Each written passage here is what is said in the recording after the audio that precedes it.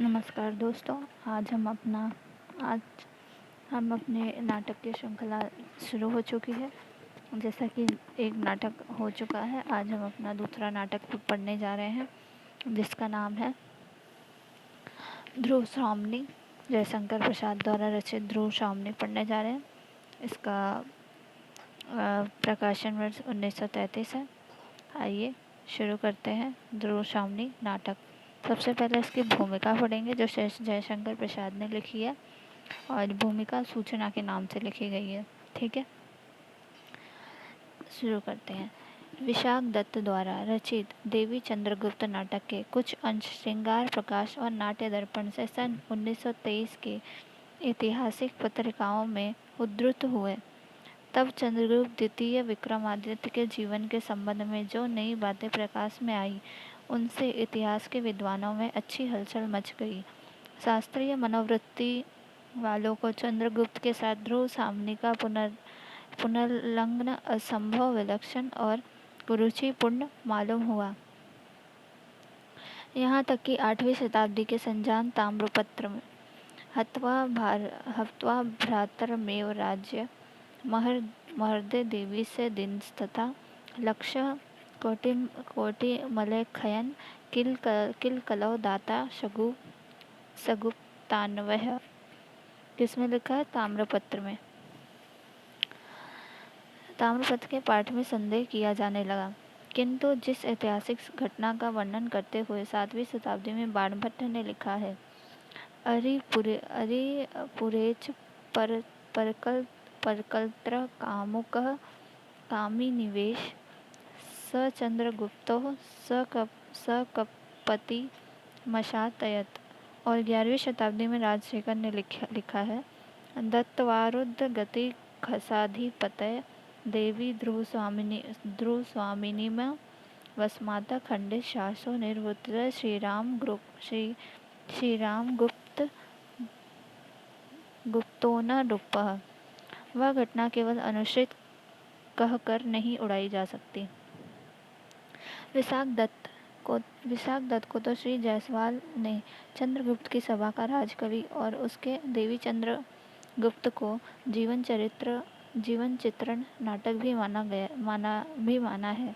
यह प्रश्न अवश्य ही कुछ कुतूहल से भरा हुआ है कि विशाख दत्त ने अपने दोनों नाटकों का नायक चंद्रगुप्त नामधारी व्यक्ति को ही क्यों बनाया। परंतु श्री तेलंग ने तो विशाख दत्त को 7वीं शताब्दी के अवंती वर्मा का आश्रित कवि माना है,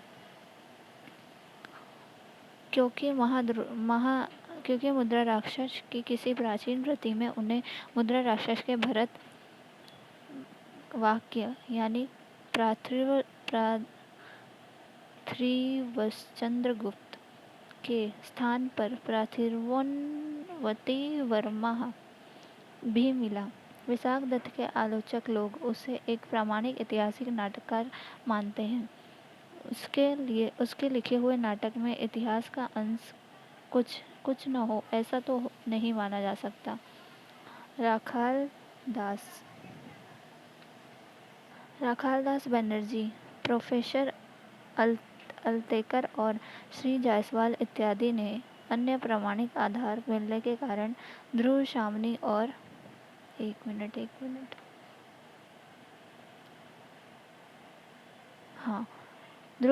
चंद्रगुप्त के पुनर्लग्न को ऐतिहासिक तथ्य मान लिया है। यह कहना कि रामगुप्त नाम का कोई राजा गुप्तों की वंशावली में नहीं मिलता और न किसी अभिलेख में उसका वर्णन आया है, और कोई अर्थ नहीं रखता।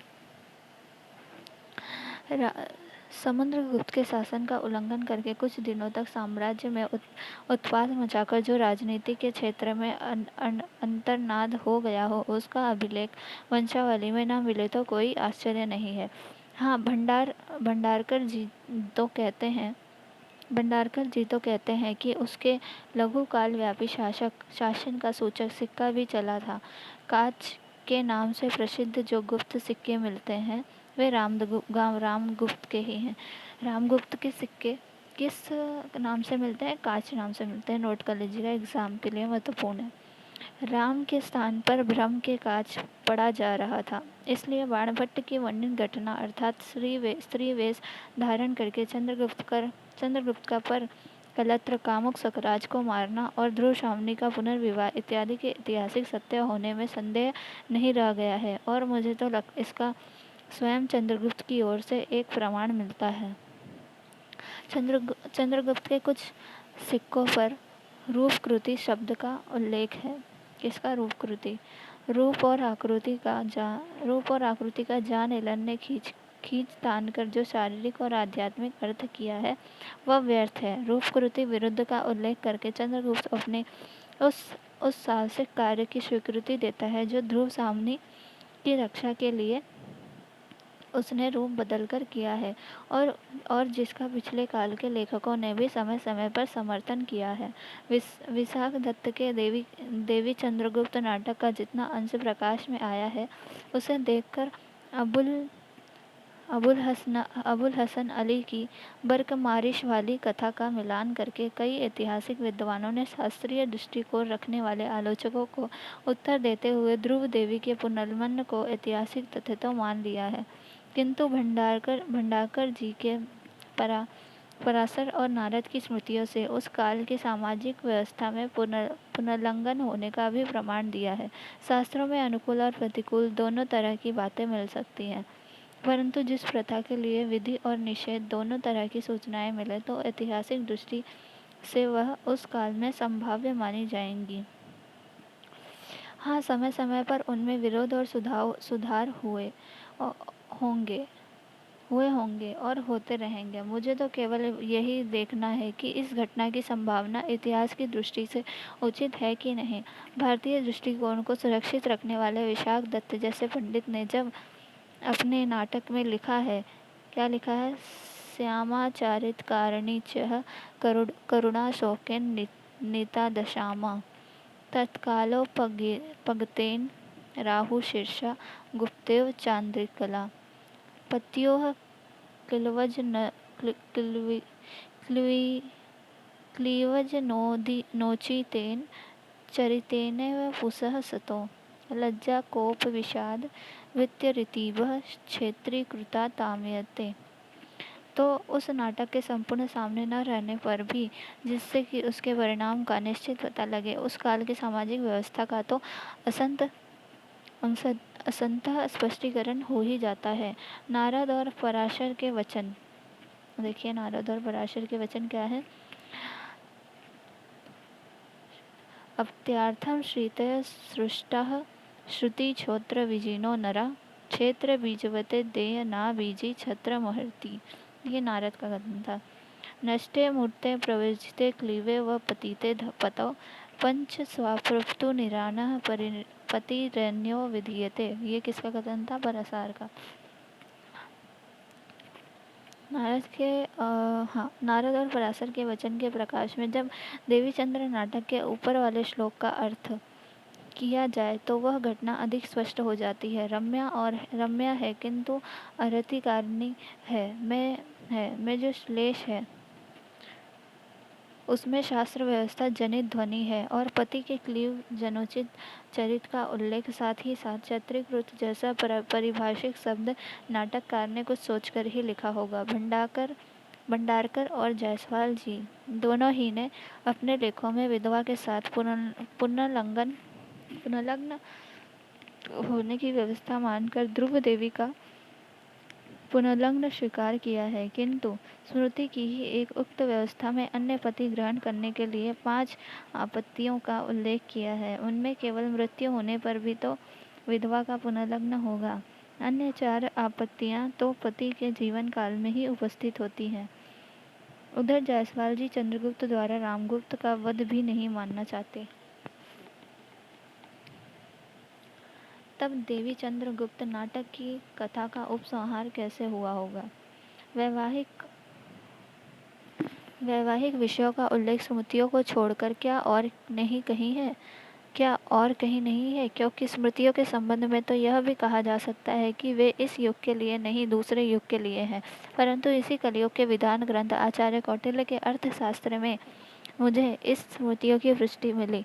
किस अवस्था में एक पति दूसरी स्त्री ग्रहण कर सकता है, इसका अनुसंधान करते हुए धर्मस्थीय धर्म धर्मस्थीय प्रकरण के विवाह संयुक्त में आचार्य कौटिल्य लिखते हैं, दृशान्यष्टा वप्रजायमाना पुत्रामह वंध्या चाकांक्षेत दशा बिंदु द्वादश कन्या प्रसविनी तत्व पुत्रार्थी द्वितीया विदेते। 8 वर्ष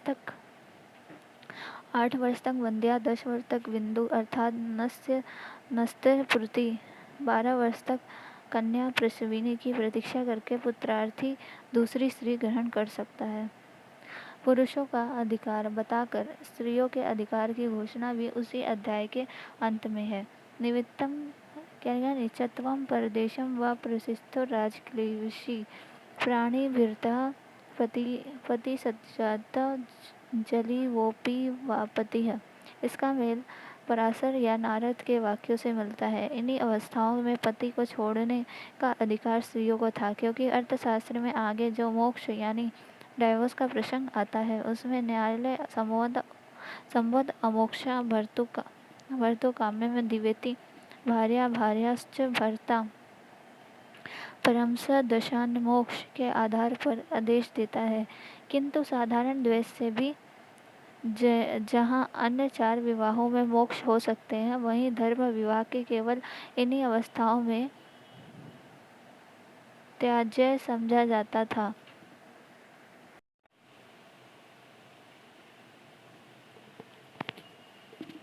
किंतु साधारण देह से भी जहाँ अन्य 4 विवाहों में मोक्ष हो सकते थे, वहाँ धर्म विवाह में केवल इन्हीं अवस्थाओं में पति त्याज्य समझा जाता था। नहीं तो मोक्ष ही धर्म विवाह के अनुसार धर्म विवाहों में मोक्ष नहीं होता था। दमयंती के पुनर्लग्न की घोषणा भी पति के नष्ट या परदेश प्रस्थित होने पर ही की गई थी। जायसवाल जी अबुल हसन अली की यह बात नहीं मानते कि चंद्रगुप्त रामगुप्त की हत्या की होगी। उनका कहना है कि चंद्रगुप्त तो भारत की तरह बड़े भाई के लिए गद्दी छोड़ चुका था। उनका अनुमान है कि very likely it came about in the form of popularising. अब नाटककार के अधिकारिणी और क्लीब आदि शब्द घटना की परिणति की क्या सूचना देते हैं, यह विचारणीय है। बहुत संभव है कि अबुल हसन की कथा का आधार देवी चंद्रगुप्त नाटक ही हो, क्योंकि अबुल हसन के लिखने के पहले उक्त नाटक का होना माना जा सकता है।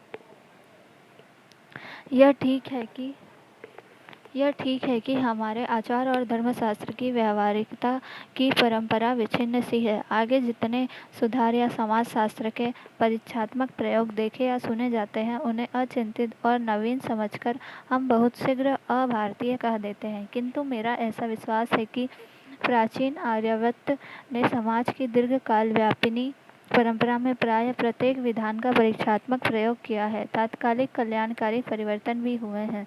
इसलिए 1500 वर्ष पहले यह होना अस्वाभाविक नहीं था। क्या होना चाहिए और कैसा होगा, यह तो व्यवस्थापक विचार करे, किंतु इतिहास के आधार पर जो कुछ हो चुका या जिस घटना के घटित होने की संभावना है, उसी को लेकर इस नाटक की कथा वस्तु का विकास किया गया है। भंडारकर जी का मत है कि यह युद्ध गोमती की घाटी में अल्मोड़ा जिले के कार्तिकेयपुर के समीप हुआ। जायसवाल जी का मत है कि यह युद्ध 374 ईस्वी से लेकर 380 ईस्वी के बीच में कांगड़ा जिले के अभिवात स्थान में हुआ था, जहाँ की प्रथम सिख युद्ध भी हुआ था। प्रयाग की प्रशस्ति में समुद्रगुप्त की साम्राज्य नीति में विजित राजाओं के आत्मनिवेदन कन्योपायन दान ग्रहण करने का उल्लेख है। मैंने ध्रुव सामनी के गुप्तकाल में आने का वही कारण माना है। विशाख दत्त ने ध्रुव देवी नाम लिखा है, किंतु मुझे ध्रुव सामनी नाम जो राजशेखर के मुक्तक में आया है, स्त्री जनोचित, सुंदर, आदर सूचक और सार्थक प्रतीत हुआ, इसलिए मैंने उसी का व्यवहार किया है। 1990 विक्रमी संवत। जयशंकर प्रसाद। यहाँ भूमिका समाप्त होती है। अब पात्र की सूची आती है, जिसमें पात्र देखेंगे ध्रुव, सामनी, मंदाकिनी, कोमा, चंद्रगुप्त। तो ये सारे प्रमुख पात्र हैं, ठीक है। ध्रुव, सामनी, मंदाकिनी, कोमा, चंद्रगुप्त, रामगुप्त, शिखर स्वामी, पुरोहित, सकराज, खिंगिल, मिहिरदेव। गौड़ पात्र कौन कौन से हैं? सामंत कुमार, शक सामंत, प्रतिहारी, प्रहरी, दासी, कुबड़ा, बौना, हिजड़ा और नर्तकियाँ।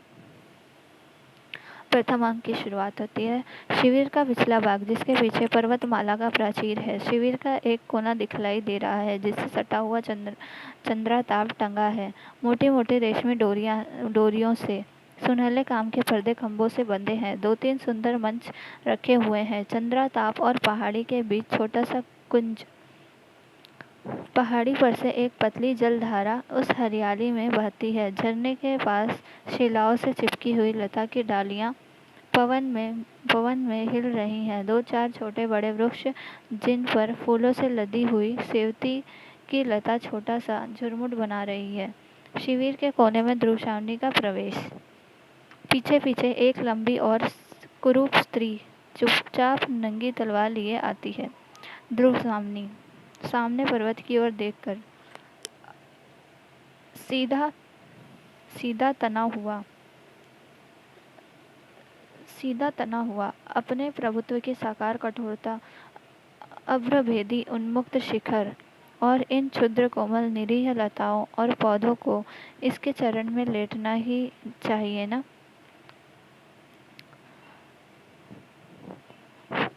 तो फिर साथ वाली जो उनके साथ पीछे पीछे आती है, उनको कहती है, क्यों मंदाकिनी नहीं आई?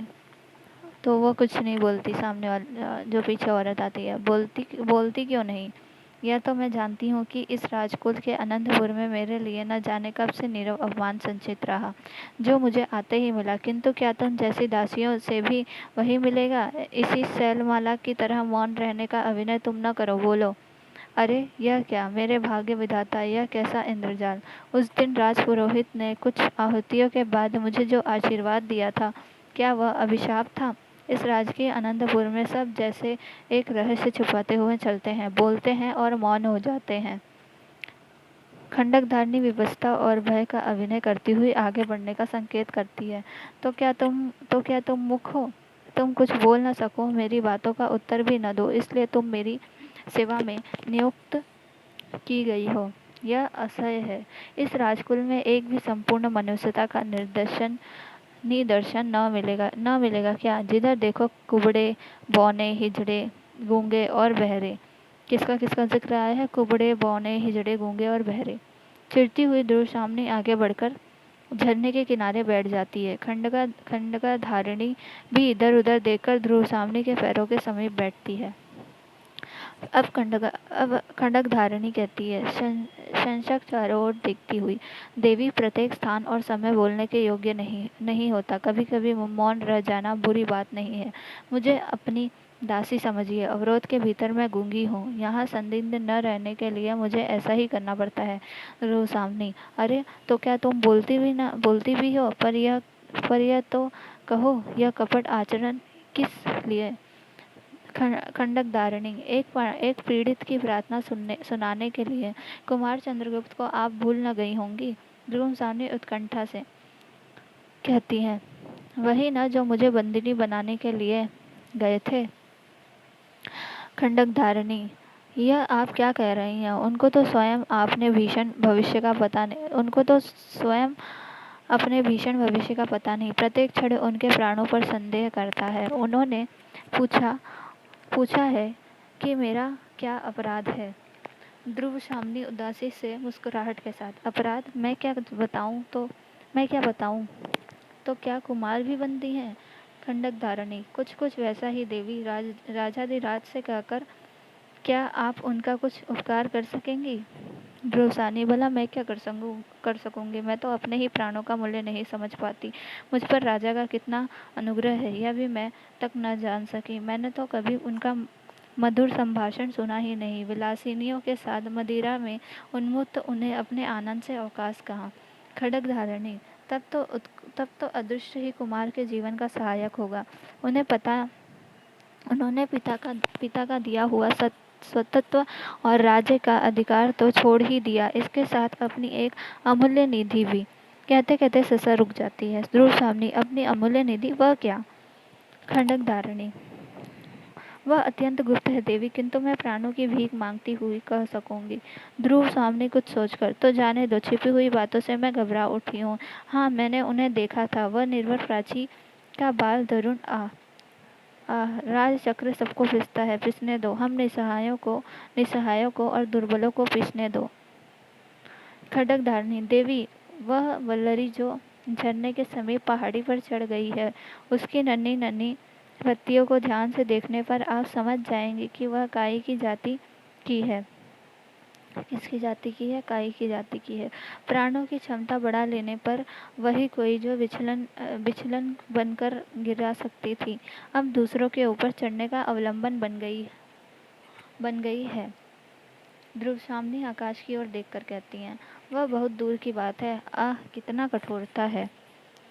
मनुष्य के हृदय में देवता को हटाकर राक्षस कहाँ से घुस आता है? कुमार की स्निग्ध, सरल और सुंदर मूर्ति को देखकर कोई भी प्रेम से पुलकित हो सकता है, किंतु उन्हीं का भाई आश्चर्य। खड्ग धारिणी: कुमार को इतने में ही संतोष होगा कि उन्हें कोई विश्वास पूर्वक स्मरण कर लेता है। रही अभ्युदय की बात, सो तो उनके अपने बाहुबल और भाग्य पर ही विश्वास है। ध्रुव सामने: किंतु उन्हें कोई ऐसा साहस का काम न करना चाहिए जिससे उनकी परिस्थिति और भी भयानक हो जाए। खड्ग धारिणी खड़ी होती है। अच्छा, तो अब तू जा और अपने मौन संकेत से किसी दासी को यहाँ भेज दे, मैं अभी यहीं बैठना चाहती हूँ। खड्ग धारिणी नमस्कार करके जाती है और एक दासी का प्रवेश। दासी हाथ जोड़कर: देवी, सायंकाल हो चला है, वनस्पतियां शिथिल होने लगी हैं, देखिए ना, व्योम विहारी पक्षियों का झुंड भी अपने नीड़ों में प्रसन्न कोलाहल से लौट रहा है। क्या भीतर चलने की इच्छा अभी नहीं है? ध्रुव सामने: चलूंगी, क्यों नहीं, किंतु मेरा नीड़ कहाँ? यह तो स्वर्ण पिंजर है। करुण भाव से उठकर दासी कंधे पर हाथ रखकर चलने को उद्युत होती है। नेपथ्य में कोलाहल। महादेवी कहाँ है? उन्हें कौन बुलाने गई है? ध्रुव सामने: हे, यह उतावली कैसी? प्रतिहारी प्रवेश करके गिरवाड़ से बट्टारकर इधर आए हैं क्या? ध्रुव सामने व्यंग्य से मुस्कुराती हुई: मेरे अंचल में तो छिपे नहीं है, देखो किसी कुंज में ढूंढो। प्रतिहारी संभ्रम से: अरे महादेवी, क्षमा कीजिए, युद्ध संबंधी एक आवश्यक संवाद देने के लिए महाराज को खोजती हुई मैं इधर आ गई। दोसानी: होंगे यहाँ तो नहीं है, होंगे कहीं यहाँ तो नहीं है। उदास भाव से दासी के साथ ध्रुव सामने का प्रस्थान। दूसरी ओर से खंडक धारिणी का पुनः प्रवेश और कुंज में से अपना उत्तरीय संभालता हुआ रामगुप्त निकलकर एक बार प्रतिहारी की ओर फिर खंडकधारिणी की ओर देखता है। प्रतिहारी: जय हो देव, एक चिंताजनक समाचार निवेदन करने के लिए अमात्य ने मुझे भेजा है। रामगुप्त झिल्लाकर: चिंता करते करते देखता हूँ कि मुझे मर जाना पड़ेगा। ठहरो खंडकधारिणी से, ठहरो।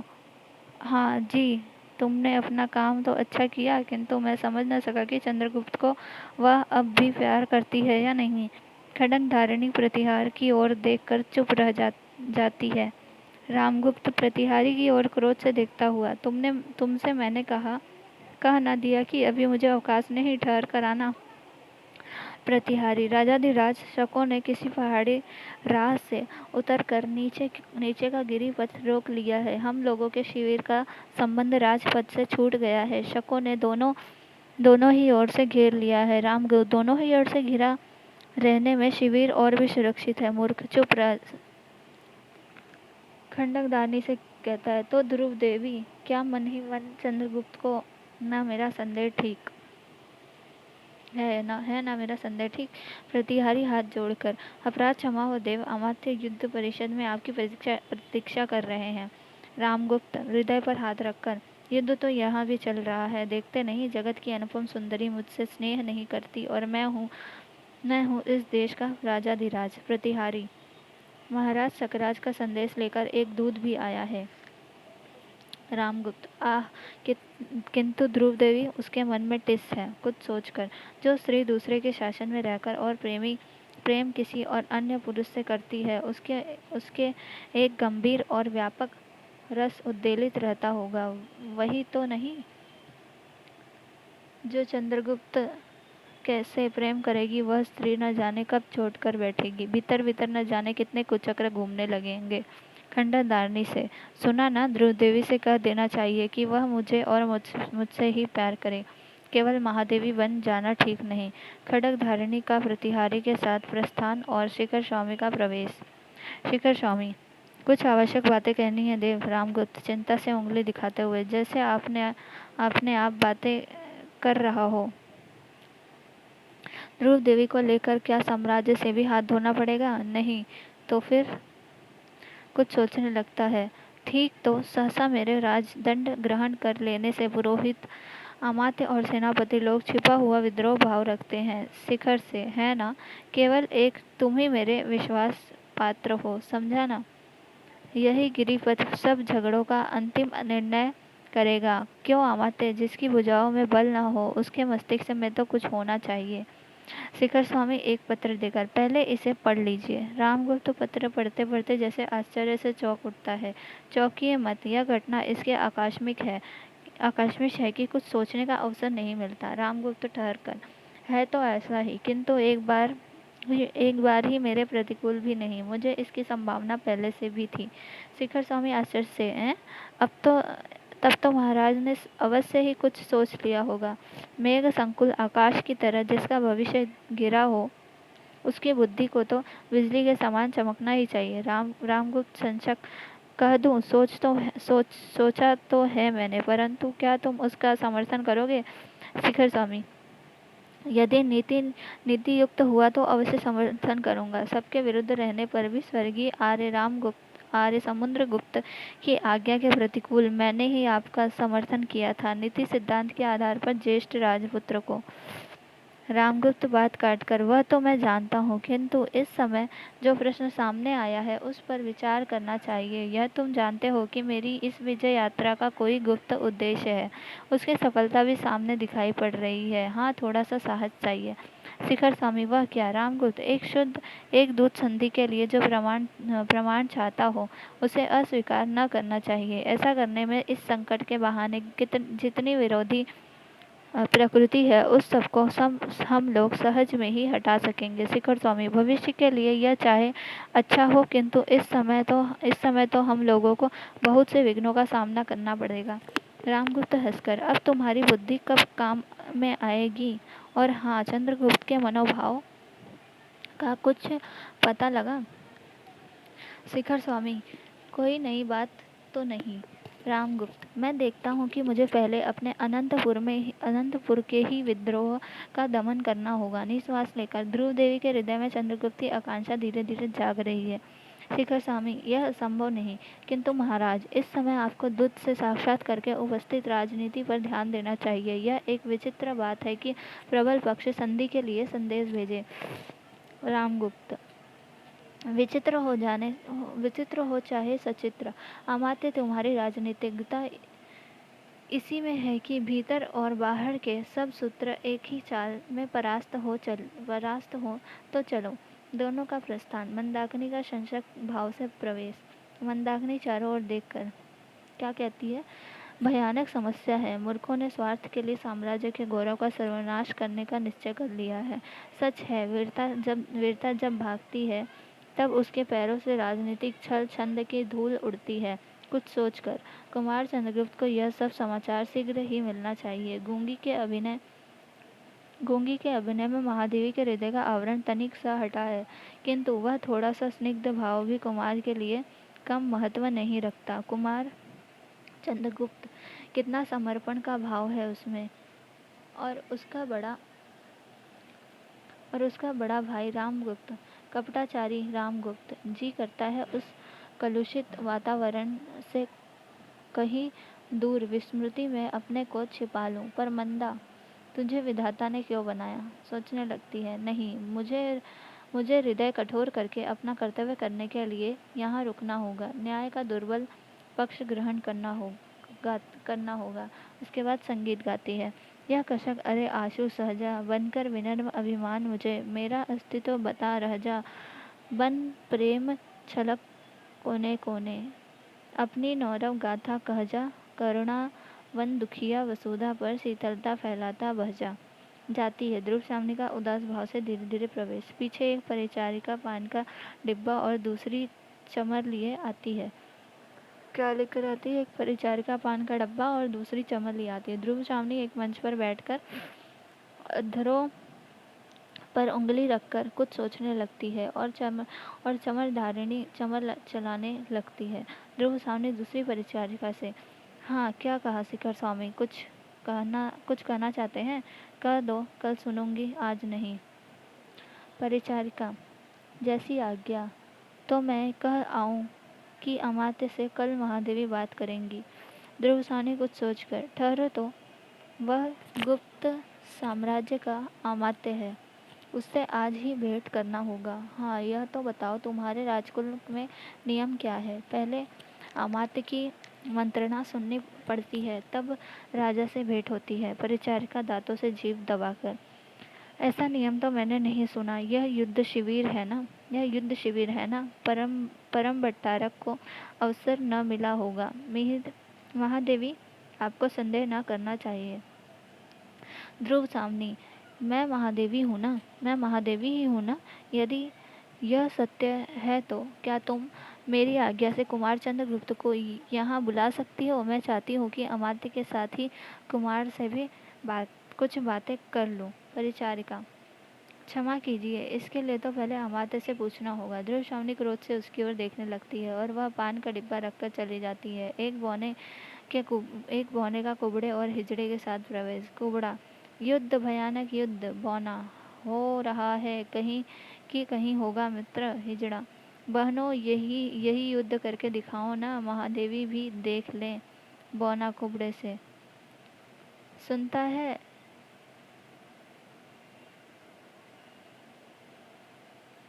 बौना क्या कहता है? सुनता है रे, तू अपना हिमाचल इधर कर दे। मैं दिग्विजय करने के लिए कुबेर पर चढ़ाई करूँगा।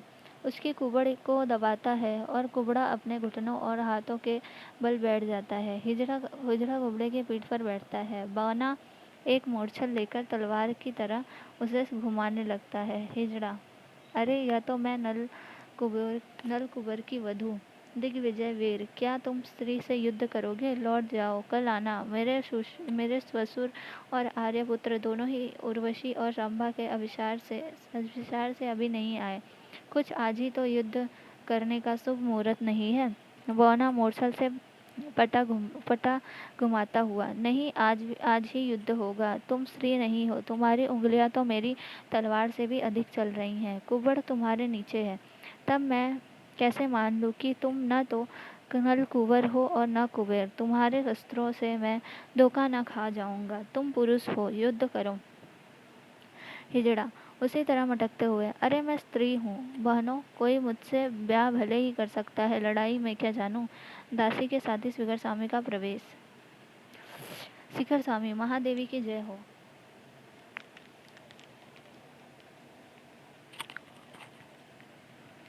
दूसरी ओर से एक युवती दासी के कंधे का सहारा लिए कुछ मदिरा के नशे में रामगुप्त का प्रवेश। मुस्कुराता हुआ बौना का खेल देखने लगता है। ध्रुव सामने उठकर खड़ी हो जाती है और शिखर स्वामी रामगुप्त को संकेत करता है। रामगुप्त कुछ घबराए हुए कंठ में, महादेवी की जय हो। ध्रुव सामने, स्वागत महाराज। कुबड़ा, दोहाई राजाधिराज की। कुछ हिमालय का कुबड़ा दुखने लगा। न तो यह नल कुबर की बहू मेरे कुबर से उठती है और न तो यह बौना मुझे विजय ही कर लेता है। रामगुप्त हंसते हुए, वाह रे वामन वीर। किसे कहता है? कुबड़ा को। वाह रे वामन वीर, यह दिग्विजय का नाटक खेला जा रहा है क्या? बौना अकड़कर, वामन के बलि विजय की गाथा और 3 पगों की महिमा सब लोग जानते हैं। मैं भी 3 लात में इसका कुबर सीधा कर सकता हूँ। कुबड़ा, लगा दे भाई बौने, फिर यह अचल हेमकूट बनना तो छूट जाए। हिजड़ा, देखो जी, मैं नल कुबर की वधू इस पर बैठी हूँ। बौना, झूठ, युद्ध के डर से पुरुष होकर भी वह यह स्त्री बन गया है। हिजड़ा, मैं तो पहले ही कह चुकी हूँ, मैं युद्ध करना नहीं जानती। बौना, तुम नल कुबेर की स्त्री हो ना, तो अपनी विजय का उपहार समझकर मैं तुम्हारा हरण कर लूंगा। ठीक होगा ना? कदाचित यह धर्म के विरुद्ध न होगा। रामगुप्त ठराकर हंसने लगता है। ध्रुव सामने क्रोध से फड़क कड़क कर, निकलो, अभी निकलो यहीं। ऐसी निर्लज्जता का नाटक मैं नहीं देखना चाहती। शिखर स्वामी की ओर भी सक्रोध देखती है। शिखर के संकेत करने पर वे सब भाग जाते हैं। रामगुप्त कहता है, अरे ओ दिग्विजयी, सुन तो, यह एक विलक्षण घटना है ना? नहीं, अमात्य, आज ही महादेवी के पास मैं आया और आप भी पहुंच गए। यह एक विलक्षण घटना है ना? पात्र लेकर पीता है। शिखर स्वामी, देव, मैं इस समय एक आवश्यक कार्य से आया हूँ। रामगुप्त, ओह, मैं तो भूल ही गया था। वह बर्बर सकराज क्या चाहता है? मैं आक्रमण न करूँ, इतना ही तो ना? जाने दो, युद्ध कोई अच्छी बात तो नहीं। शिखर स्वामी, वह और भी कुछ चाहता है। रामगुप्त, क्या कुछ सहायता भी मांग रहा है? शिखर स्वामी, नहीं देव, बहुत बहुत ही असंगत और अशिष्ट वाचना कर रहा है। रामगुप्त, क्या कुछ कहो भी। शिखर स्वामी, क्षमा हो महाराज, दूत दूत तो अवध्य होता ही है, इसलिए उनका संदेश सुनना ही पड़ा। वह कहता था कि सकरात से महादेवी ध्रुव सामनी का विवाह संबंध स्थिर हो चुका था। बीच में ही समुद्रगुप्त के विजय यात्रा में महादेवी के पिताजी ने उपहार में उन्हें गुप्त कुल में भेज दिया, इसलिए महादेवी को वह। रामगुप्त, क्या कहते हो अमात्य? क्या वह महादेवी को मांगता है? शिखर स्वामी, हाँ देव, साथ ही अपने सामंतों के लिए भी मगध के सामंतों की स्त्रियों को मांगता है। रामगुप्त श्वास लेकर, ठीक ठीक ही है, जब उसके यहाँ सामंत हैं तब उन लोगों के लिए भी स्त्रियां चाहिए। हाँ, क्या यह सच है कि महादेवी के पिता ने पहले सकरात से इनका संबंध स्थिर कर लिया था? शिखर स्वामी, यह तो मुझे नहीं मालूम। रामगुप्त रामगुप्त, महादेवी अमात्य क्या पूछ रहे हैं? ध्रुव सामने, इस प्रथम संभाषण के लिए मैं कृतज्ञ हुई महाराज, किंतु मैं भी यह जानना चाहती हूँ कि गुप्त साम्राज्य क्या स्त्री संप्रदान से ही बड़ा है? रामगुप्त झेप कर हंसता हुआ है, बताइए अमात्य जी। शिखर स्वामी, मैं क्या कहूँ, शत्रु पत्र का यही संधि संदेह है। यदि स्वीकार न हो तो युद्ध कीजिए, शिविर दोनों ओर से घिर गया है, उसकी बातें मानिए या मर कर भी अपनी कुल मर्यादा की रक्षा कीजिए, दूसरा कोई उपाय नहीं। रामगुप्त चौंक कर, क्या प्राण देने के अतिरिक्त दूसरा कोई उपाय नहीं? ओहो, अब तब तो महादेवी से पूछिए। ध्रुव स्वामी तीव्र स्वर से, और लाभ लोग कुबड़े, बौने और नपुंसक का नृत्य देखेंगे। मैं जानना चाहती हूँ कि किसने सुख दुख में मेरा साथ न छोड़ने की प्रतिज्ञा अग्निवेदी से के सामने की है। रामगुप्त, किसने की है? कोई बोलता क्यों नहीं? ध्रुव सामने, तो क्या मैं राजाधिराज रामगुप्त की महादेवी नहीं हूँ? रामगुप्त, क्यों नहीं, परंतु रामगुप्त ने ऐसी कोई प्रतिज्ञा न की होगी। मैं तो उस दिन द्रक्षावास में डुबकी लगा रहा था। पुरोहित ने न जाने क्या क्या पढ़ा दिया होगा। उन सब बातों को बोझ मेरे सिर पर कदापि नहीं। ध्रुव सामनी, यह तो हुई राजा की व्यवस्था। अब सुनो मंत्री महोदय क्या कहते हैं। शिखर स्वामी, मैं कहूँगा देवी, अवसर देखकर राज्य की रक्षा करने वाली उचित सम्मति दे देना ही तो मेरा कर्तव्य है। राजनीति के सिद्धांत में राष्ट्र की रक्षा सब उपायों से करने का आदेश है। उसके लिए राजा, रानी, कुमार और अमात्य सब का विसर्जन किया जा सकता है, किंतु राज विसर्जन अंतिम उपाय है। रामगुप्त, वाह, क्या कहा तुमने! तभी तो लोग तुम्हें नीति शास्त्र का बृहस्पति समझते हैं। किसे कहता है? शिखर स्वामी को। हाँ, ध्रुव सामने, अमात्य, तुम बृहस्पति हो चाहे शुक्र, किंतु द्रुत होने से ही क्या मनुष्य भूल नहीं कर सकता? आर्य चंद्रगुप्त के पुत्र को पहचानने में तुमने भूल तो नहीं की। सिंहासन पर भ्रम से किसी दूसरे को तो नहीं बिठा दिया? रामपुत्र आश्चर्य से, क्या क्या क्या? ध्रुव स्वामी, कुछ नहीं, मैं केवल यही कहना चाहती हूँ कि पुरुषों ने स्त्रियों को अपनी पशु संपत्ति समझकर उन पर अत्याचार करने का अभ्यास बना लिया है। वह मेरे साथ नहीं चल सकता। यदि तुम मेरी रक्षा नहीं कर सकते, अपने कुल की मर्यादा, नारी का गौरव नहीं बचा सकते, तो मुझे बेच भी नहीं सकते हो। हाँ, तुम लोगों को आपत्ति से बचाने के लिए मैं स्वयं यहाँ से चली जाऊंगी। शिखर स्वामी, राजनीति जिगर स्वामी मुंह बनाकर कहते हैं, राजनीति में ऐसी बातों को स्थान नहीं, ऐसी बातों का स्थान नहीं। जब तक नियमों के अनुकूल संधि का पूर्ण रूप से पालन न किया जाए, तब तक संधि का कोई अर्थ ही नहीं। ध्रुव स्वामी, देखती हूँ कि इस राष्ट्र रक्षा यज्ञ में रानी की बलि होगी। शिखर स्वामी, दूसरा कोई उपाय नहीं। ध्रुव स्वामी क्रोध से पैर पटक कर, उपाय नहीं तो न हो, निर्लज्ज अमात्य, फिर ऐसा प्रस्ताव मैं सुनना नहीं चाहती। रामगुप्त चौंक कर, इस छोटी सी बात के लिए इतना बड़ा उपद्रव? दासी की ओर देखकर मेरा तो कंठ सूखने लगा। वह मदिरा देती है। ध्रुव स्वामी द्रुणता से, अच्छा, तो अब मैं चाहती हूँ कि अमात्य अपने मंत्रणा गृह में जाए। मैं केवल रानी ही नहीं, किंतु स्त्री भी हूँ। मुझे अपने को पति कहने वाले पुरुष से कुछ कहना है, राजा से नहीं। शिखर स्वामी का दासियों के साथ प्रस्थान। रामगुप्त, ठहरो ठहरो जी, मैं भी चलता हूँ। उठना चाहता है। ध्रुव स्वामी उसका हाथ पकड़कर रोक लेती है। तुम मुझसे क्या कहना चाहती हो? ध्रुव स्वामी ठहर कर, अकेले यहाँ भय लगता है क्या?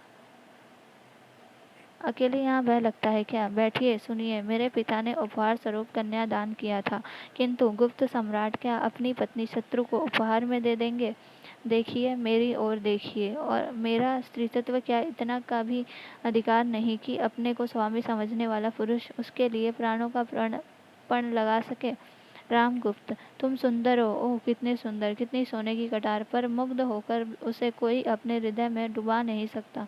किंतु तुम्हारी सुंदरता, तुम्हारा नारीत्व अमूल्य हो सकता है। फिर भी अपने लिए मैं स्वयं कितना आवश्यक हूँ, कदाचित तुम यह नहीं जानती हो।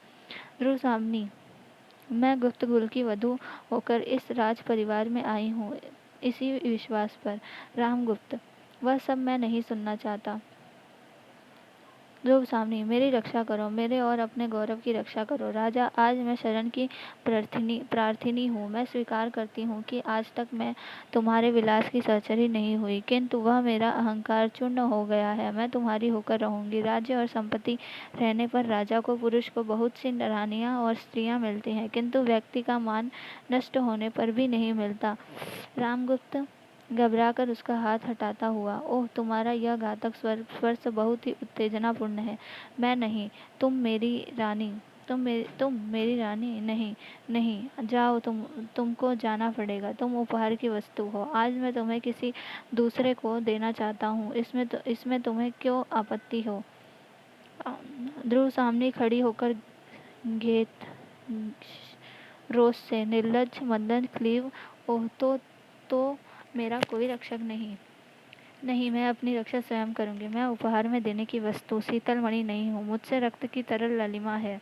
मेरे हृदय उष्ण है और उसमें आत्मसम्मान की ज्योति है। उसकी रक्षा मैं ही करूंगी। रामगुप्त, तो क्या तुम मेरी हत्या करोगे? ध्रुव स्वामी, तुम्हारी हत्या? नहीं, तुम जाओ। भेड़ की तरह तुम्हारा क्षुद्र जीवन, उसे न लूंगी। मैं अपना ही जीवन समाप्त करूंगी। रामगुप्त, किंतु तुम्हारे मर जाने पर उस बर्बर सक्राज के पास किसको भेजा जाएगा? नहीं नहीं, ऐसा ना करो। हत्या हत्या, दौड़ो दौड़ो, भागता हुआ निकल जाता है। दूसरी ओर से वेग सहित चंद्रगुप्त का प्रवेश। चंद्रगुप्त, हत्या? कैसी हत्या? यह क्या? महादेवी ठहरी है। ध्रुव सामने, कुमार, इसी समय तुम्हें भी आना था। मैं प्रार्थना करती हूँ कि तुम यहाँ से चले जाओ। मुझे अपने अपमान में निर्वसन नन्म देखने का किसी पुरुष को अधिकार नहीं। मुझे मृत्यु की चादर से अपने को ढक लेने दो। चंद्रगुप्त, किंतु क्या कारण? सुनने का मैं अधिकार नहीं हूँ? ध्रुव सामने, सुनोगे? ठहर कर सोचती हुई, नहीं, अभी आत्महत्या नहीं करूँगी। जब तुम आ गए हो तो थोड़ा ठहरूंगी। यह तीखी छुरी इस अतृप्त हृदय में, विकासोन्मुख कुसुम में विषैले कीट के डंक की तरह चुभा दूं या नहीं, इस पर विचार करूंगी। यदि नहीं तो मेरी दुर्दशा का पुरस्कार क्या कुछ और है? हाँ, जीवन के लिए कृतज्ञ उपकृत और आभारी होकर किसी के अभिमानपूर्ण आत्मविज्ञापन का भार ढोती रहूं। यही क्या विधाता का निष्ठुर विधान है? छुटकारा नहीं, जीवन नियति के कठोर आदेश पर चलेगा ही। तो क्या यह मेरा जीवन भी अपना नहीं है? चंद्रगुप्त, देवी जीवन विश्व की संपत्ति है। प्रसाद से, क्षणिक आवेश से या दुख की कठिनाइयों से उसे नष्ट करना ठीक तो नहीं। गुप्त कुल लक्ष्मी आज यह छिन्न मस्ता का अवतार किस लिए धारण करना चाहती है? सुनो भी ध्रुव सामने। नहीं, मैं न मरूंगी, क्योंकि तुम आ गए हो। मेरी शिविका के साथ चामर सज्जित अवश्य पर चढ़कर तुम ही उस दिन आए थे। तुम्हारा विश्वासपूर्ण मुखमंडल मेरे साथ आने में क्यों इतना प्रसन्न था? चंद्रगुप्त, मैं गुप्तकुल वधू को आदर सहित ले जाने के लिए गया था, फिर प्रसन्न क्यों न होता? ध्रुव सामने, तो फिर आज मुझे शक शिविर में पहुंचाने के लिए उसी प्रकार तुमको मेरे साथ चलना होगा। चंद्रगुप्त, यह कैसा परिहास? ध्रुव सामने, कुमार, यह परिहास नहीं, राजा की आज्ञा है। सकराज को मेरी अत्यंत आवश्यकता है। यह अवरोध बिना मेरा उपहार दिए नहीं हट सकता। चंद्रगुप्त आवेश से, यह नहीं हो सकता महादेवी। जिस मर्यादा के लिए, जिस महत्व को स्थिर रखने के लिए मेरी राजदंड ग्रहण न करके अपना मिला हुआ अधिकार छोड़ दिया, उसका यह अपमान मेरे जीवित रहते आर्य रामगुप्त के स्वर्गीय गर्व को इस तरह पद दलित होना न पड़ेगा। ठहर कर, और भी एक बात है।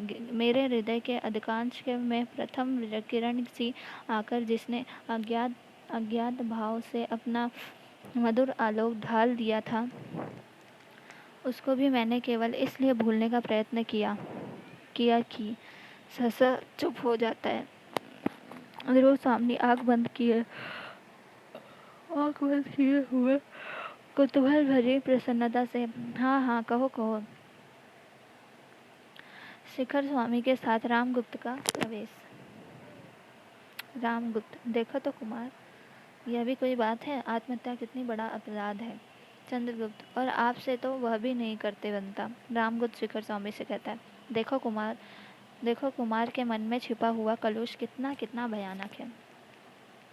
शिखर स्वामी, कुमार विनय गुप्त काल का सर्वोत्तम गृह विधान है, उसे न भूलना चाहिए। चंद्रगुप्त व्यंग्य से हंसकर, अमात्य, तभी तो तुमने व्यवस्था दी है कि महादेवी को देकर भी संधि की जाए।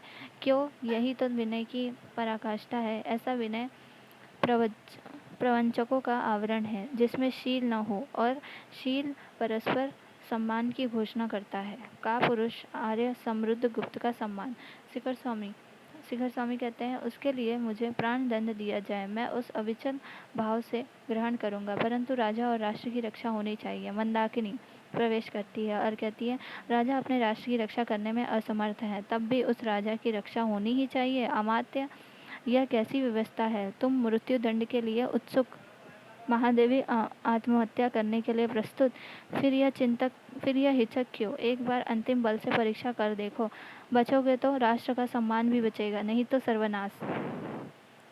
चंद्रगुप्त, आहा मंदा, भला तू कहाँ से यह उत्साह भारी बातें कहने के लिए आ गई? ठीक तो है अमात्य। सुनो, यह स्त्री क्या कह रही है? रामगुप्त अपने हाथों को मसलते हुए, दुर्भी संधि छल मेरे प्राण लेने को कौशल। चंद्रगुप्त, तब आओ हम स्त्री बन जाएं और बैठकर रोएं। हिजड़ा प्रवेश करके, कुमार, स्त्री बनना सहज नहीं है, कुछ दिनों तक मुझसे सीखना होगा। सबका मुंह देखता है और शिखर स्वामी के मुंह पर हाथ फेरता है। ओह, तुम नहीं बन सकते, तुम्हारे ऊपर बड़ा कठोर आवरण है। कुमार के पास जाकर, कुमार, मैं शपथ खाकर कह सकती हूँ कि यदि मैं अपने हाथों से सजा दूँ तो आपको देखकर महादेवी का भ्रम हो जाए। चंद्रगुप्त उसका कान पकड़कर बाहर कर देता है। ध्रुव सामने कहती है, उसे छोड़ दो कुमार, यहाँ पर एक वही नपुंसक तो नहीं है। बहुत से लोगों में से किसको निकालोगे? चंद्रगुप्त उसे छोड़कर चिंतित सा टहलने लगता है और शिखर स्वामी रामगुप्त के कानों में कुछ कहता है।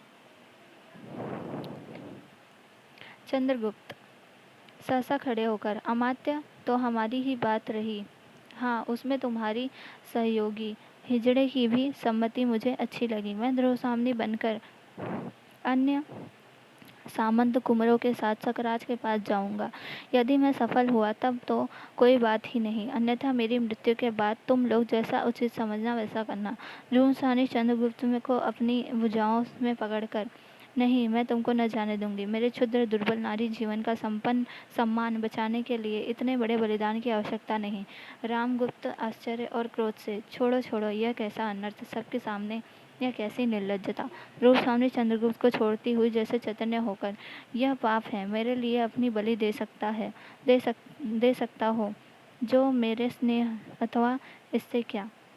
सकराज क्या मुझे देवी बनाकर भक्ति भाव से मेरी पूजा करेगा। वाह लज्जाशील पुरुष।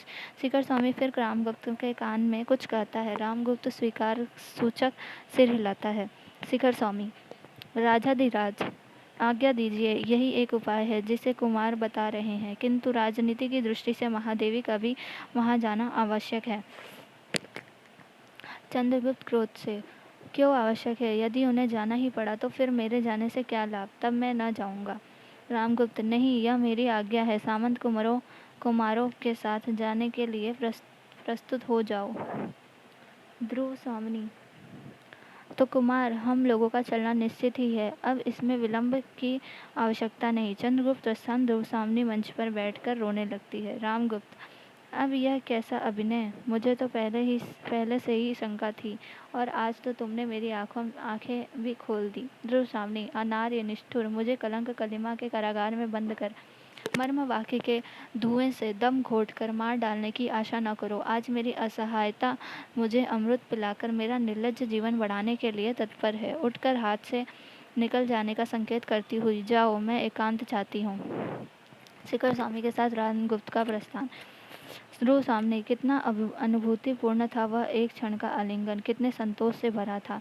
नियति ने अज्ञात भाव से, मानो लू से तपी हुई वसुधा को क्षितिज के निर्जन से सायंकालीन शीतल आकाश से मिला दिया हो। ठहर ठहर कर जिस वायु विहीन प्रदेश में उखड़ी हुई सांसों पर बंधन हो, अर्गला हो, वह रहते रहते यह जीवन असह्य हो गया था। तो भी मरूंगी नहीं। संसार के कुछ दिन विधाता के विधान में अपने लिए सुरक्षित करा लूंगी। कुमार, तुमने वही किया जिसे मैं बचाती रही। तुम्हारे उपकार और स्नेह की वर्षा से मैं भीगी जा रही हूँ। ओह, हृदय पर उंगली रखकर, ये इस वक्षस्थल में दो हृदय हैं क्या? जब अंतरंग हाँ करना चाहता है, तब ऊपरी मन ना क्यों कहला देता है। चंद्रगुप्त प्रवेश करके, महादेवी, हम लोग प्रस्तुत है, किंतु ध्रुव सामनी के साथ सख शिविर में जाने के लिए हम लोग सहमत नहीं। ध्रुव सामनी हंसकर, राजा की आज्ञा मना लेना ही पर्याप्त नहीं। रानी की भी बात ना मानोगे? मैंने तो पहले ही कुमार से प्रार्थना की थी कि मुझे जैसे ले आए हो उसी तरह पहुंचा भी दो।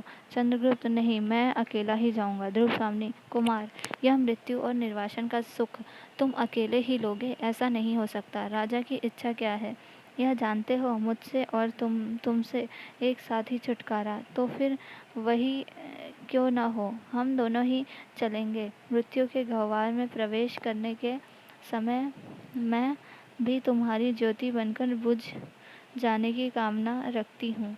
और भी एक विनोद, प्रलय का परिहास देख सकूंगी। मेरी सहचरी तुम्हारा वह ध्रुव सामनी का वेश ध्रुव सामनी ही न देखे तो किस काम का। दोनों हाथों से चंद्रगुप्त का चिबुक पकड़कर सकरूण देखती है।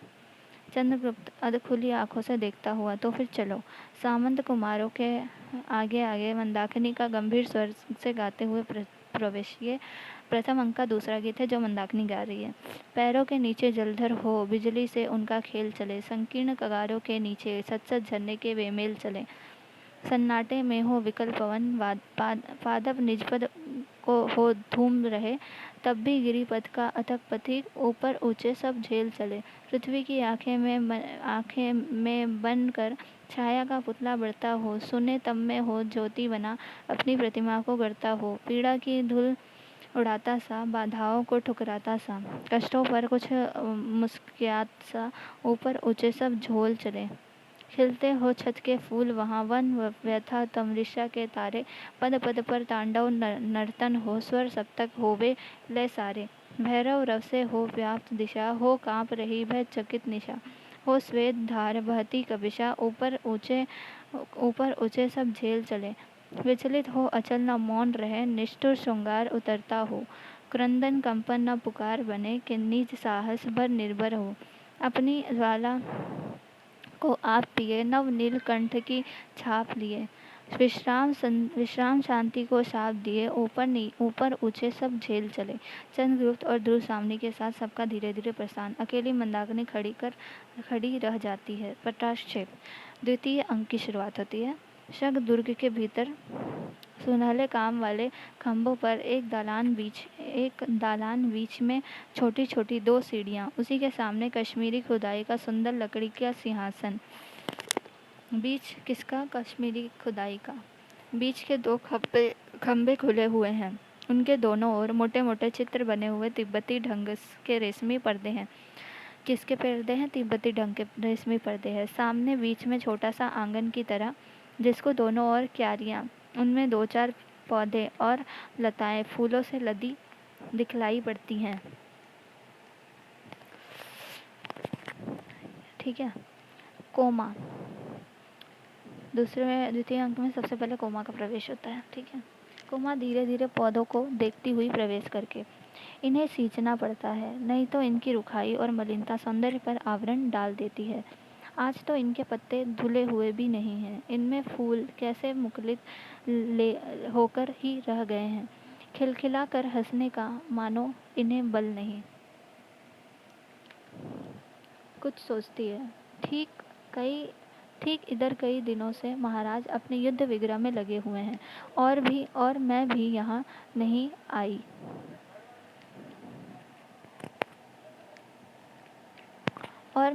नहीं आई। तो फिर इनकी चिंता कौन करता?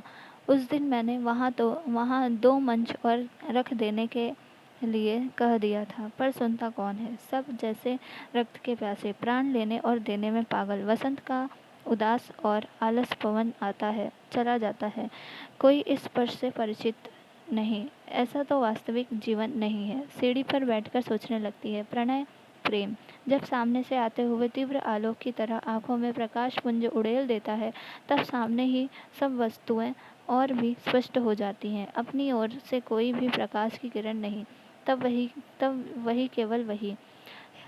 हो पागलपन भूल हो, दुख मिले, प्रेम करने की एक ऋतु होती है, उसमें सोच समझकर चलना दोनों बराबर है। सुना है दोनों ही संसार के चतुरों की दृष्टि में मूर्ख बनते हैं। तब कोमा, तू किसे अच्छा समझती है? अब कोमा का गीत होता है और कोमा गाती है। यौवन तेरी चंचल छाया, इसमें बैठ घूंट भर पी लूं जो रस तू है लाया, मेरे प्याले में भेद बनकर कब तू छली समाया, जीवन वंशी के छिद्रों में स्वर बनकर लहराया। कौन गाती है? कोमा। पल भर रुकने वाले, कह तू पथिक कहाँ से आया, चुप होकर आंखें बंद किए तन्मय होकर बैठ रह जाती है। सकराज का प्रवेश। हाथ में एक लंबी तलवार लिए हुए चिंतित भाव से आकर इस तरह खड़ा होता है जिससे कोमा को नहीं देखता। सकराज, खिंगिल अभी नहीं आया। सकराज कहता है, खिंगिल अभी नहीं आया। यह क्या बंदी तो नहीं कर लिया गया? नहीं, यदि वे अंधे नहीं हैं तो उन्हें अपने सिर पर खड़ी विपत्ति दिखाई देना चाहिए। विपत्ति केवल उन्हीं को पर तो नहीं है, हम लोगों को भी रक्त की नदी बहानी पड़ेगी। चित्र बड़ा चंचल हो रहा है, तो बैठ जाऊं, इस एकांत में अपने बिखरे हुए मन को संभाल लूं। इधर उधर देखता है। कोमा आहट पाकर उठ खड़ी होती है उसे देखकर। अरे कोमा! कोमा! कोमा, हाँ महाराज, क्या आज्ञा है? सकराज, आज्ञा नहीं कोमा, तुम्हें आज्ञा न दूंगा। तुम रूठी हुई सी क्यों बोल रही हो? कोमा, रूठने का सुहाग मुझे मिला कब? सकराज, आजकल मैं जैसी भीषण परिस्थिति में हूँ उसमें अन्यमनस्क होना स्वाभाविक है, तुम्हें यह भूल न जाना चाहिए। कोमा, तो क्या आपकी दुश्चिंताओं में मेरा भाग नहीं? मुझे उससे अलग रखने से क्या वह परिस्थिति कुछ सरल हो रही है? सखराज, तुम्हारे हृदय को उन दुर्भावनाओं में डालकर व्यथित नहीं करना चाहता। मेरे सामने जीवन मरण का प्रश्न है। कोमा, प्रश्न स्वयं किसी के सामने नहीं आते। मैं तो समझती हूँ मनुष्य उन्हें जीवन के लिए उपयोगी समझता है। मकड़ी की तरह लटकने के लिए अपने आप ही जाला बुनता है। जीवन का प्राथमिक प्रसन्न उल्लास मनुष्य के भविष्य में मंगल और सौभाग्य को आमंत्रित करता है। उससे उदासीन न होना चाहिए। सकराज, सौभाग्य और दुर्भाग्य मनुष्य की दुर्बलता के नाम है। कौन कहता है? सकराज कहता है।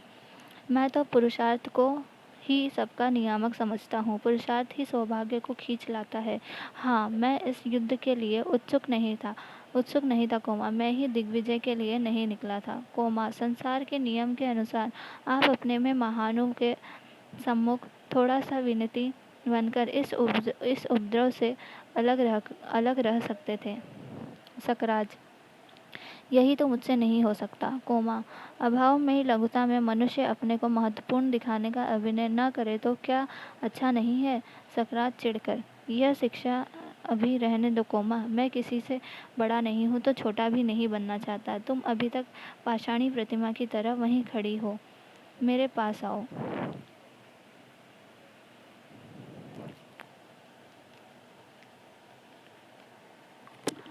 कोमा, पाषाणी? हाँ राजा, पाषाणी के भीतर भी कितने मधुर स्रोत बहते रहते हैं। उनमें मदिरा नहीं, शीतल जल की धारा बहती है, प्यासों की तृप्ति। सकराज, किंतु मुझे तो इस समय स्फूर्ति के लिए एक प्याला मदिरा ही चाहिए। कोमा एक छोटा सा मंच रख देती है और चली जाती है। सकराज मंच पर बैठ जाता है। खिंगिल का प्रवेश। कोमा स्त्री दृष्टि से देखती हुई, मैं ले आती हूँ, आप बैठिए। सकराज, कहो जी, क्या समाचार है? खिंगिल, महाराज, मैंने उन्हें अच्छी तरह समझा दिया है कि हम लोगों का अवरोध दृढ़ है। उन्हें दो में से एक करना ही होगा, या तो अपने प्राण दे, अन्यथा मेरे संधि के नियमों को स्वीकार करें। सकराज उत्सुकता से, तो वे तो वे तो वे समझ गए? खिंगिल, दूसरा उपाय ही क्या था? एक छोकरा रामगुप्त समुद्रगुप्त की तरह दिग्विजय करने निकला था। उसे इन बीहड़ पहाड़ी घाटियों का परिचय नहीं मिला था, किंतु सब बातों को समझकर वह आपके नियमों को मानने के लिए बाध्य हुआ। सकराज प्रसन्नता से उठकर उसके दोनों हाथ पकड़ लेता है। तुम सच कहते हो? मुझे आशा नहीं। क्या मेरा दूसरा प्रस्ताव भी रामगुप्त ने मान लिया? स्वर्ण के कलश में मदिरा लेकर कोमा चुपके से आकर पीछे खड़ी हो जाती है। खिंगिल, हाँ महाराज, उसने मांगे हुए सब उपहारों को देना स्वीकार किया और ध्रुव सामने भी आपकी सेवा में शीघ्र ही उपस्थित होती है। कोमा चौक कोमा कोमा चौक उठती है और सकराज प्रसन्नता से खिंगिल के हाथों को झकझोरने लगता है। सकराज, खिंगिल, तुमने कितना सुंदर समाचार सुनाया। आज देवपुत्रों की स्वर्गीय आत्माएं प्रसन्न होंगी। उनकी पराजयों का यह प्रतिशोध है। हम लोग गुप्तों की दृष्टि में जंगली बर्बर और असभ्य हैं, तो फिर मेरी प्रतिहिंसा भी बर्बरता के ही अनुकूल होगी। मैंने अपने सुर सामंतों के लिए स्त्रियां भी मांगी थी। खिंगिल, वे भी साथ ही आएंगी। सकराज, तो फिर सोने की झांझ वाली नाच का प्रबंध करो। किसकी नाच का प्रबंध? सोने की झांझ वाली नाच का प्रबंध करने के लिए कहता है। नोट कर लीजिएगा। इस विजय का उत्सव मनाया जाएगा और मेरे सामंतों को भी शीघ्र बुला लाओ। खिंगिल का प्रस्थान सकराज अपनी प्रसन्नता में उद्दीन सा इधर उधर टहलने लगता है। कोमा अपना कलश लिए हुए धीरे धीरे सिंहासन के पास आकर खड़ी हो जाती है। 4 सामंतों का प्रवेश। किसका 4 सामंतों का? दूसरी ओर से नर्तकियां का दल आता है। सकराज उनकी ओर देखता हुआ सिंहासन पर बैठ जाता है। सामंत लोग उसके पैरों के नीचे सीढ़ियों पर बैठते हुए नर्तकियां नाचती हुई गाती हैं। अस्ताचल पर युवती संध्या की खुली अलग घुंघराली है। लो मानिक मदिरा की धारा अब बहने लगी निराली है। भरली पहाड़ियों ने अपनी झीलों की रत्नमयी प्याली है। झुक वाली चुमने वल्लरियों से लिपटी तरु की डाली है। यह लगा पिघलने मननियों का हृदय मृदु प्रणय रोष भरा। वे हंसती हुई दुलार भरी मधुर लहर उठाने वाली हैं। भरने निकले हैं प्यार भरे छोड़े जोड़े कुंजों की झुरमुट से इस मधुर अंधेरे में जब तक क्या उसकी प्याली खाली है? भर उठी है प्यालियाँ, सुमनों ने सौरभ मकरंद मिलाया है, क्या कामिनियों के अनुराग भरे अधरों से उन्हें लगा ली है। वसुधा मदमाती हुई उधर आकाश लगा देखो झुकने, सब झूम रहे अपने सुख में, तूने क्यों बाधा डाली है? नर्तकियां जाने लगती हैं। एक सामंत कहता है, श्रीमान, इतनी बड़ी विजय के अवसर पर इस सूखे उत्सव से संतोष नहीं होता, जबकि कलश सामने भरा हुआ रखा है। सकराज, ठीक है, इन लोगों को केवल कहकर ही नहीं, प्यालियां भरकर भी देनी चाहिए। सब पीते हैं और नर्तकियां एक एक को सानुरोध पान करती हैं। दूसरा सामंत, श्रीमान की आज्ञा मानने के अतिरिक्त दूसरी गति नहीं। उन्होंने समझ से काम लिया, नहीं तो हम लोगों को इस रात की कालिमा में रक्त की लाली मिलानी पड़ती। तीसरा सामंत, क्यों बकबक करते हो? चुपचाप इस बिना परिश्रम की विजय का आनंद लो। लड़ना पड़ता तो सारी हेकड़ी भूल जाती। दूसरा सामंत कहता है, क्रोध से लड़खड़ा हुआ उठता है, हमसे? तीसरा, हाँ जी, तुमसे। दूसरा, तो फिर जाओ तुम ही से निपट लें। नहीं तो फिर आओ तुम ही से निपट लें। सकराज, रात्रि के आगमन की सूचना हो गई। दुर्ग का द्वार अब शीघ्र ही बंद होगा। अब तो हृदय अधीर हो रहा है। खिंगिल का पुनः प्रवेश। खिंगिल कहता है, दुर्ग तोरण में शिविकाएं आ गई हैं। सकराज गर्व से, वह विलंब क्यों? उन्हें भी ले आओ। खिंगिल सविनय, किंतु रानी की एक प्रार्थना है। सकराज, क्या? खिंगिल, वह पहले केवल श्रीमान से ही सीधे भेंट करना चाहती हैं, उसकी मर्यादा। सकराज ठठा कर हंसते हुए, क्या कहा? मर्यादा? भाग्य से झुकने के लिए उन्हें परवश कर दिया है। उन लोगों के मन में मर्यादा का ध्यान और भी अधिक रहता है। यह उनकी दयनीय दशा है।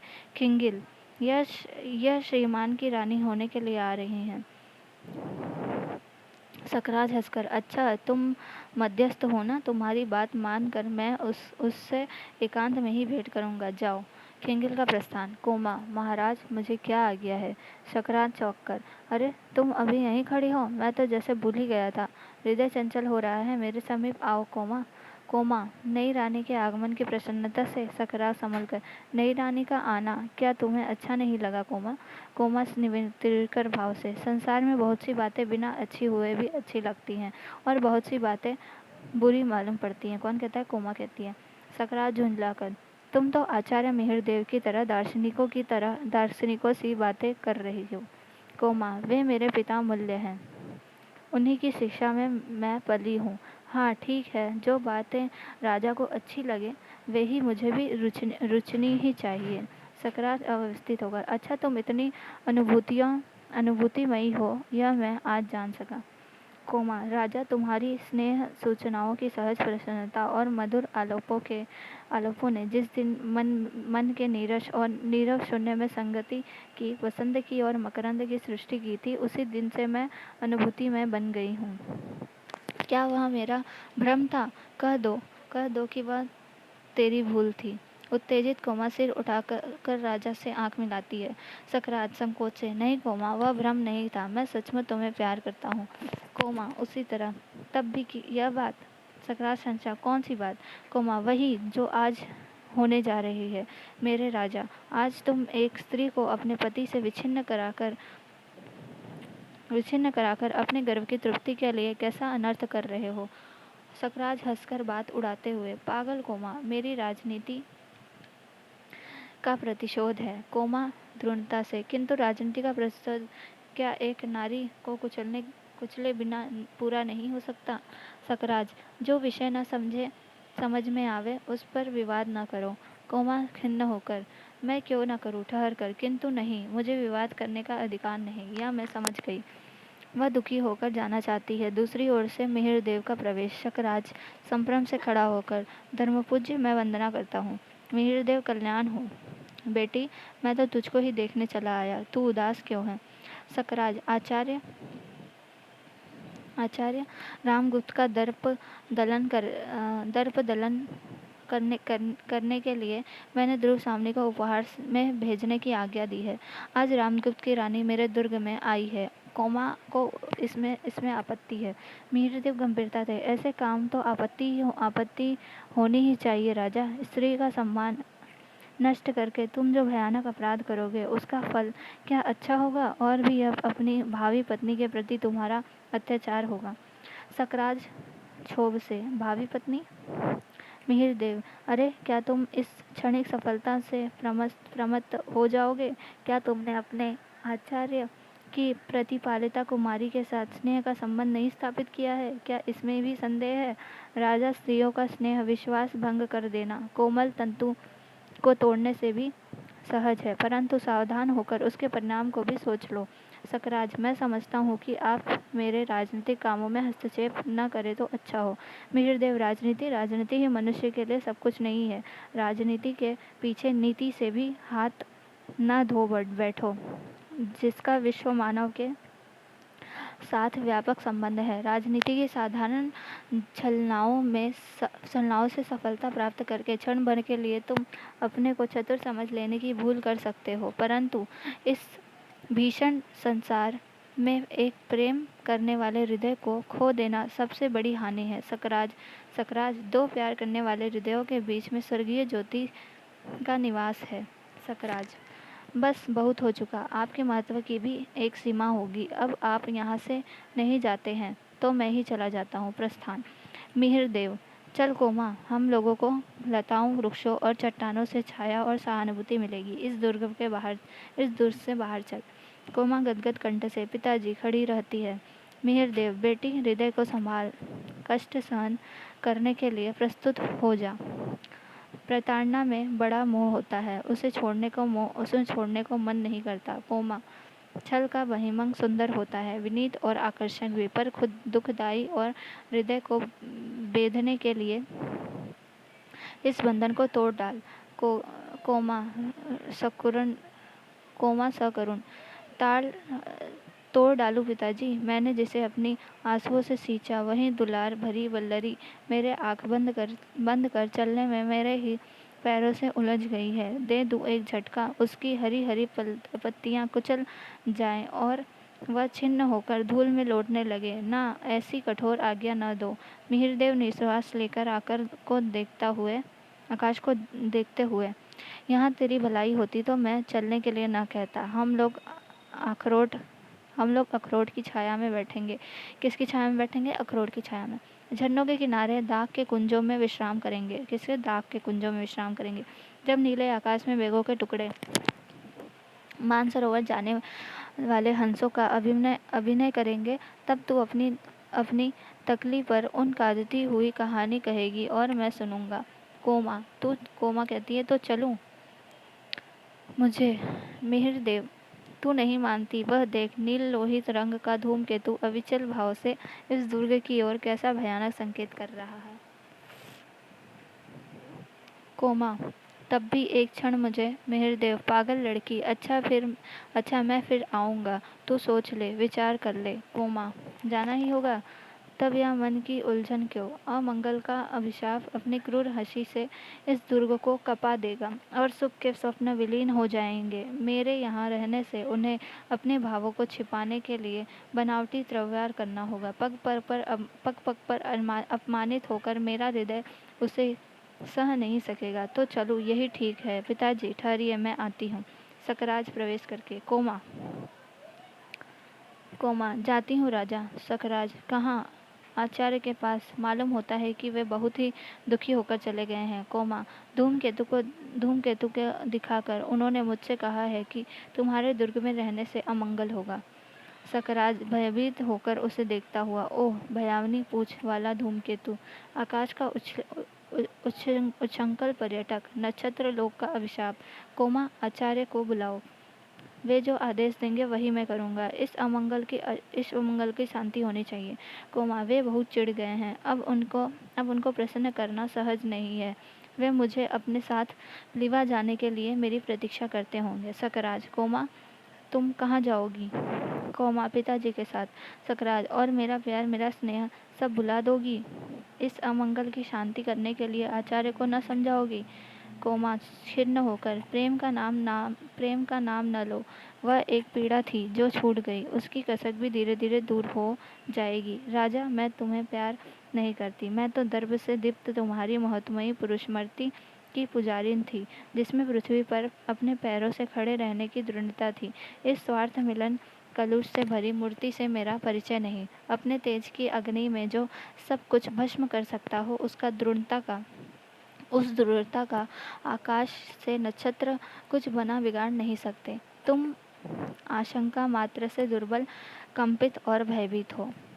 सकराज, सकराज, भयानक, भयानक। कोमा, मुझे बचाओ। कोमा, जाती हूँ महाराज, पिताजी मेरी प्रतीक्षा करते होंगे। जाती है। सकराज अपने सिंहासन पर हताश होकर बैठ जाता है। प्रहरी प्रवेश करके, महाराज, ध्रुव सामने से पूछा है कि एकांत हो तो आऊं? सकराज, हाँ, कह दो कि यहाँ एकांत है, और देखो यहाँ दूसरा कोई ना आने पावे। प्रहरी जाता है। सकराज चंचल होकर टहलने लगता है। धूमकेतु की ओर दृष्टि जाती है तो भयभीत होकर बैठ जाता है। सकराज, तो इसका कोई उपाय नहीं? न जाने क्यों मेरा हृदय घबरा रहा है। कोमा को समझा बुझाकर ले आना चाहिए, किंतु इधर ध्रुव सामनी जो आ रही है, तो भी देखो, यदि कोमा प्रसन्न हो जाता है। स्त्री वेश में चंद्रगुप्त आगे और पीछे, ध्रुव सामने स्वर्ण खचित उत्तरी से सब अंग छिपाए हुए आती है। केवल खुले मुंह पर सन्न चेपटा दिखाई देती है।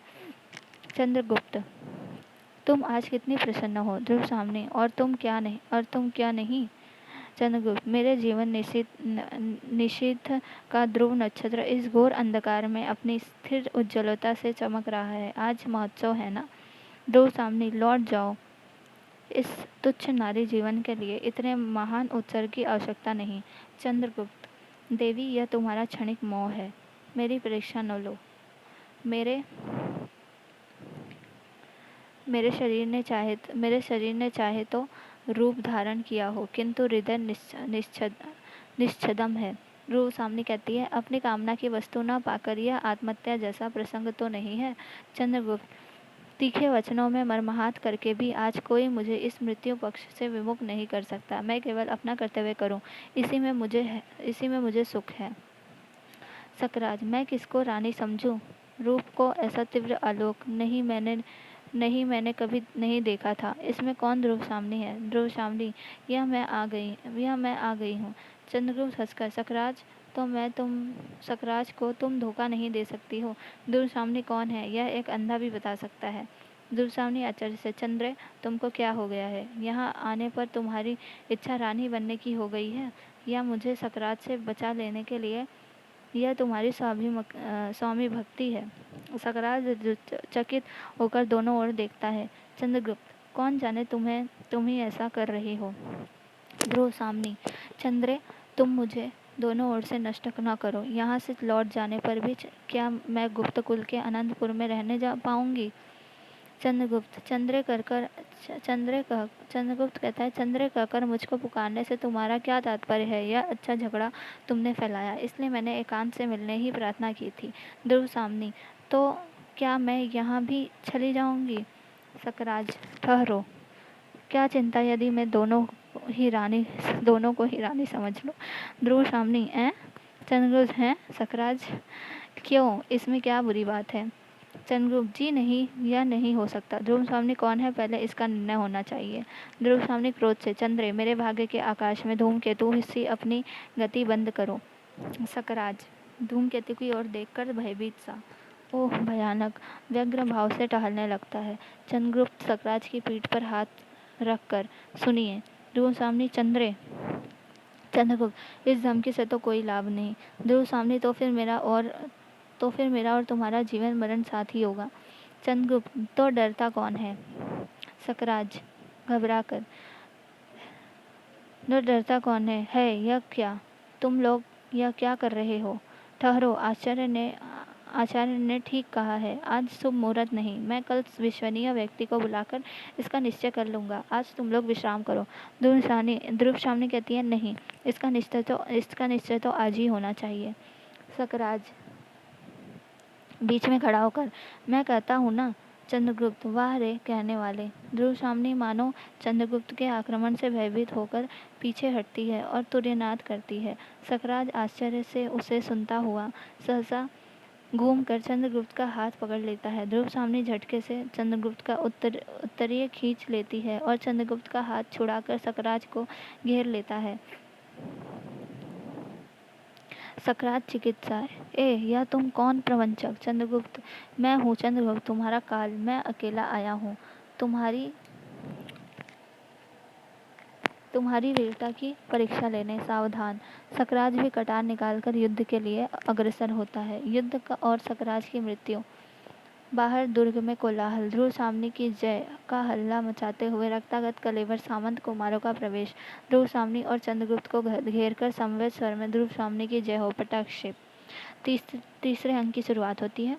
सख्त दुर्ग के भीतर एक प्रकोष्ठ, 3 मंचों में 2 खाली और एक पर ध्रुव सामने पादपीठ के ऊपर बाएं पैर पर दाहिना पैर रखकर अधरों से उंगली लगाए चिंता में निमग्न बैठी है। बाहर कुछ कोलाहल होता है। सैनिक प्रवेश करके, महादेवी की जय हो। ध्रुव सामनी चौंक कर, क्या? सैनिक, विजय का समाचार सुनकर राजा धीराज भी दुर्ग में आ गए हैं। अभी तो वे सैनिकों से बातें कर रहे हैं। उन्होंने पूछा है, महादेवी कहाँ है? आपकी जैसी आज्ञा हो, क्योंकि कुमार ने कहा है। ध्रुव सामनी, क्या कहा है? यही न कि मुझसे पूछ कर राजा यहाँ आने पावे। ठीक है, अभी मैं बहुत थकी हूँ। सैनिक जाने लगता है उसे रोककर। और सुनो तो, तुमने यह नहीं बताया कि कुमार के घाव अब कैसे हैं? सैनिक कहता है, घाव चिंताजनक नहीं है, पर उन पर पट्टियां बन चुकी हैं। कुमार प्रधान मंडल में विश्राम कर रहे हैं। ध्रुव सामनी, अच्छा जाओ। सैनिक का प्रस्थान। मंदाकिनी सहसा प्रवेश करके, भाभी बधाई है। नहीं नहीं महादेवी, क्षमा कीजिए। ध्रुव सामनी, मंदा, भूल से ही तुमने आज एक प्यारी बात कह दी। उसे क्या लौटा लेना चाहती हो? आह, यदि वह सत्य होती। पुरोहित का प्रवेश। मंदाकिनी कहती है, क्या इसमें भी संदेह है? ध्रुव सामनी, मुझे तो संदेह का इंद्रजाल ही दिखलाई पड़ता है। मैं न तो महादेवी हूँ और न तुम्हारी भाभी। पुरोहित आश्चर्य से, तब मैं क्या करूं? मंदाकिनी, क्यों, आपको कुछ कहना है क्या? पुरोहित, ऐसे उपद्रवों के बाद शांति कर्म होना चाहिए। शांति कर्म होना आवश्यक है, इसलिए मैं स्वतन्यन करने आया था, किंतु आप तो कहती हैं कि मैं महादेवी ही नहीं हूँ। ध्रुव सामने तीखे स्वर में, पुरोहित जी, मैं राजनीति नहीं जानती, किंतु इतना समझती हूँ कि जो रानी शत्रु के लिए उपहार में भेज दी जाती है वो महादेवी की उच्च पदवी से पहले ही वंचित हो गई होगी। मंदाकिनी, किंतु आप तो भाभी होना भी अस्वीकार करती हैं। ध्रुव सामने, भाभी कहने का तुम्हें रोग हो तो कह दो, क्योंकि इन्हीं पुरोहित जी ने उस दिन कुछ मंत्रों को पढ़ा था। उस दिन के बाद मुझे कभी राजा से सरल संभाषण करने का अवसर ही न मिला। हाँ, न जाने मेरे किस अपराध पर संदिग्धित होकर उन्होंने जब मुझे निर्वासित किया, तभी मैंने उनसे अपने स्त्री होने के अधिकार की रक्षा की भीख मांगी थी।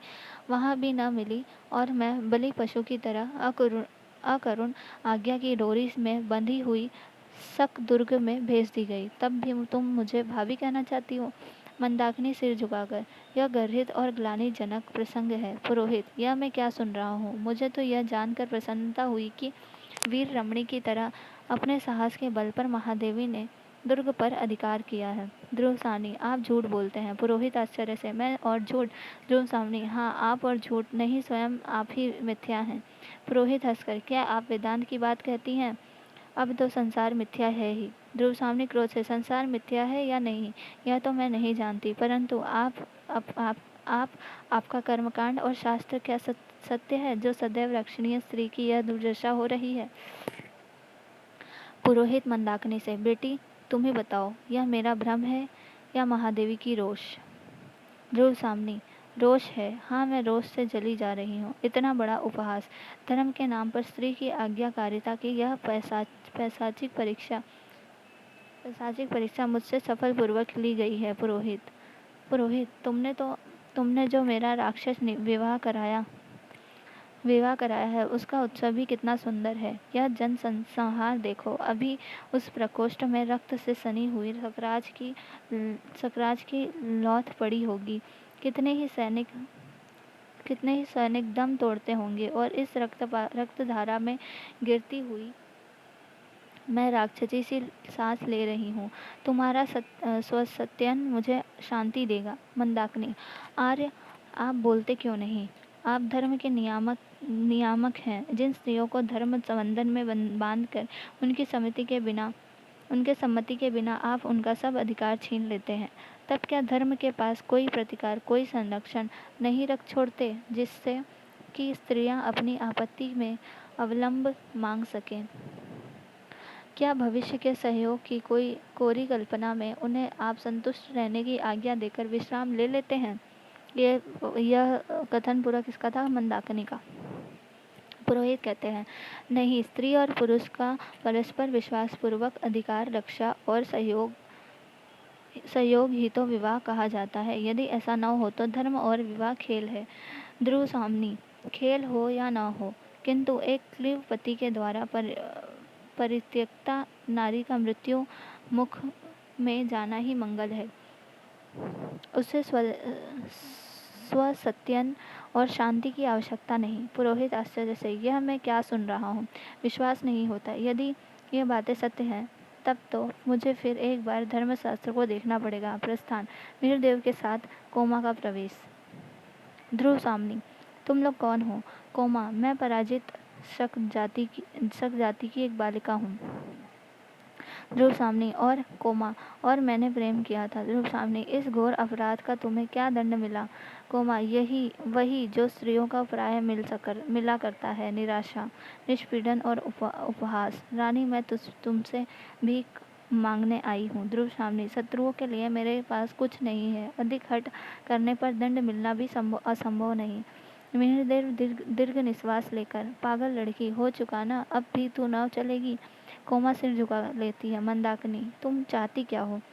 कोमा, रानी, तुम भी स्त्री हो, क्या स्त्री की व्यथा न समझोगी? आज तुम्हारी विजय का अंधकार तुम्हारे शाश्वत स्त्रीत्व को ढक ले, किंतु सबके जीवन में एक बार प्रेम की दीपावली जलती है, जली होगी अवश्य। तुम्हारे भी जीवन में वह आलोक का महोत्सव आया होगा जिसमें हृदय हृदय को पहचानने का प्रयत्न करता है, उदार बनता है और सर्वस्व दान करने का उत्साह रखता है। मुझे सकराज का शव चाहिए। ध्रुव सामने सोचकर, जलो, प्रेम के नाम पर जलना चाहती हो तो तुम शव को ले जाकर जलो। जीवित रहने पर मालूम होता है कि तुम्हें अधिक शीतलता मिल चुकी है। अवश्य तुम्हारा जीवन धन्य है। सैनिक से इसे ले जाने दो। कोमा का प्रस्थान। मंदाकिनी, स्त्रियों के इस बलिदान का भी कोई मूल्य नहीं। कितनी असहाय दशा है।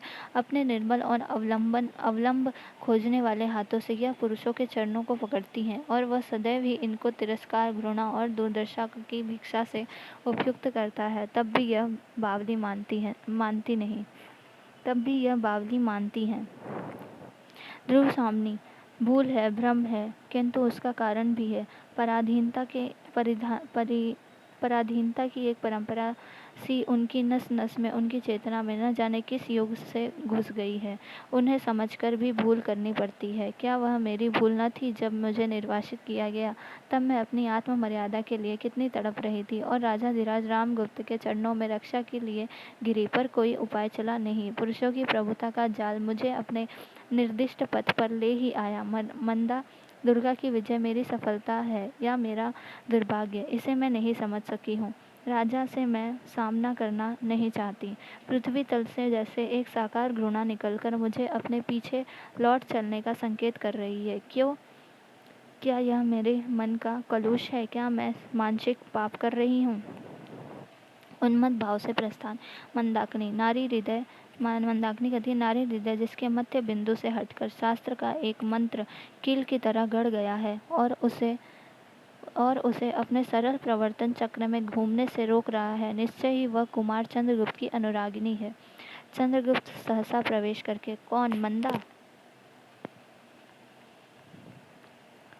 मंदाकिनी, अरे कुमार, अभी थोड़ा विश्राम करते। चंद्रगुप्त, बैठते हुए, विश्राम? मुझे कहाँ विश्राम, मैं अभी यहीं प्रस्थान करने वाला हूँ। मेरा कर्तव्य पूर्ण हो चुका, मेरा ठहरना अच्छा नहीं। मंदाकिनी, किंतु भाभी जी को भाभी को जो बुरा भाभी की जो बुरी दशा है। चंद्रगुप्त, क्यों, उन्हें क्या हुआ? बोलो, मुझे अवकाश नहीं। राजा धीराज का सामना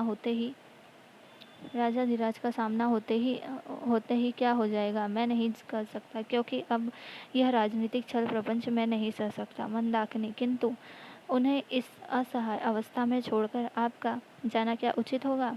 और चुप रह जाती है। चंद्रगुप्त, और क्या, वही क्यों नहीं कहती हो? मंदाकिनी, तो क्या उसे भी कहना होगा? महादेवी बनने के पहले ध्रुव सामने का जो मनोभाव था, क्या आपसे छिपा है? चंद्रगुप्त, किंतु मंदाकिनी, उसकी चर्चा करने से क्या लाभ? मंदाकिनी, हृदय में नैतिक साहस, वास्तविक प्रेरणा और पुरुष की पुकार एकत्र करके सोचिए तो कुमार, कि अब आपको क्या करना चाहिए। देखूं तो यह क्या है, और महादेवी कहाँ गई? प्रस्थान। चंद्रगुप्त, विधान की स्याही का एक बिंदु गिरकर भाग्य लिपि पर कालिमा चढ़ा देता है। मैं आज यह स्वीकार करने में भी संकुचित हो रहा हूँ कि ध्रुव देवी मेरी है। ठहर कर, हाँ, वह मेरी है। उसे मैंने आरंभ से ही अपनी संपूर्ण भावना से प्यार किया है। मेरे हृदय के गहन अंतस्थल से निकली हुई यह मूक स्वीकृति आज बोल रही है, मैं पुरुष हूँ नहीं, मैं अपनी आंखों से अपना वैभव और अधिकार दूसरों को अन्याय से छीनते देख रहा हूँ, और मेरी मेरी वाग्दत्ता पत्नी मेरे ही अनुत्साह से आज मेरी नहीं रही। नहीं, यह शील का कपट, मोह और प्रवंचना है। मैं जो हूँ वही तो नहीं स्पष्ट रूप से प्रकट कर सका। यह कैसी विडंबना है। विनय के आवरण में मेरी कायरता अपने को सब कब तक छिपा सकेगी। एक ओर से मंदाकिनी का प्रवेश। मंदाकिनी, सकराज का शव लेकर जाते हुए आचार्य और उसकी कन्या का राजाधिराज के साथी सैनिकों ने वध कर डाला। धूप सामने दूसरी ओर से प्रवेश करके सामंत कुमारों का प्रवेश। सामंत कुमार सब एक साथ ही, स्वामिनी, आपकी आज्ञा से विरुद्ध राजाधिराज के निरीह शकों का संहार करवा दिया है। ध्रुव स्वामिनी, फिर आप लोग इतने चंचल क्यों हैं? राजा को आज्ञा देना चाहिए और प्रजा को नतमस्तक होकर उसे मानना होगा। सामंत कुमार, किंतु अब वह असहाय है। राजसत्ता के अस्तित्व की घोषणा के लिए इतना भयंकर प्रदर्शन, मैं तो कहूँगा इस दुर्ग में आपकी आज्ञा के बिना राजा का आना अन्याय है। ध्रुव स्वामिनी, मेरे वीर सहायकों, मैं तो स्वयं एक परित्यक्ता और हतभागिनी स्त्री हूँ। मुझे तो अपनी स्थिति की कल्पना से भी क्षोभ हो रहा है। मैं क्या कहूँ? सामंत कुमार, मैं सच कहता हूँ, रामगुप्त जैसे राजपद को कलुषित करने वाले के लिए मेरे हृदय में तनिक भी श्रद्धा नहीं। विजय का उत्साह दिखाने यहाँ वे किस मुँह से आए, जो हिंसक, पाखंडी, छिव और क्लीव है। रामगुप्त सहसा शिखर स्वामी के साथ प्रवेश करके, क्या कहा, फिर से तो कहना। सामंत कुमार, गुप्त काल के गौरव को कलंक कलिमा के सागर में निमज्जित करने वाले। शिखर स्वामी उसे बीच में ही रोककर, चुप रहो, क्या तुम लोग किसी के बहकाने से आवेश में आ गए हो? चंद्रगुप्त की ओर देखकर, कुमार, यह क्या हो रहा है? चंद्रगुप्त उत्तर देने की चेष्टा करके चुप रह जाता है। रामगुप्त, दुर्विनित पाखंडी पामरों, तुम्हें इस दुष्टता का क्रूर दंड भोगना पड़ेगा। ध्रुव सामनी, इन विद्रोहियों को बंदी करो। ध्रुव सामनी कहती है, कुमार, मैं कहती हूँ कि तुम प्रतिवाद करो, किस अपराध के लिए यह दंड ग्रहण कर रहे हो? रामगुप्त हंसकर, कुचक्र करने वाले क्या बोलेंगे? ध्रुव सामनी, और जो लोग बोल सकते हैं, जो अपनी पवित्रता की दुदंबी बजाते हैं, वे सब के सब साधु होते हैं ना? तुम्हारी जीवा पर कोई बंधन नहीं। कहते नहीं कि मेरा यही अपराध है कि मैंने कोई अपराध नहीं किया। रामगुप्त, महादेवी। ध्रुव सामनी, झटक दो इन लौह शुलाओं को। यह मिथ्या ढोंग कोई नहीं सहेगा। तुम्हारा क्रोध दुर्देव भी नहीं। रामकुंड डटकर, महादेवी, चुप रहो। ध्रुव सामने तेजस्विता से, कौन महादेवी? राजा, क्या अब भी मैं महादेवी ही हूँ, जो सकराज की सैया के लिए कृत दासी की तरह भेजी गई हो? वह भी महादेवी? आश्चर्य। शिखर स्वामी, देवी, इस राजनीति चातुरी में जो सफलता ध्रुव स्वामी पैर पटक कर, चुप रहो प्रवंचना के पुतले, स्वार्थ की घृणता प्रपंच, चुप रहो। किसे कहती है? शिखर स्वामी को। रामगुप्त, तो तुम महादेवी नहीं हो ना? ध्रुव स्वामी, नहीं, मनुष्य की दी हुई उपाधि मैं लौटा देती हूँ। रामगुप्त, और मेरी सहधर्मिणी?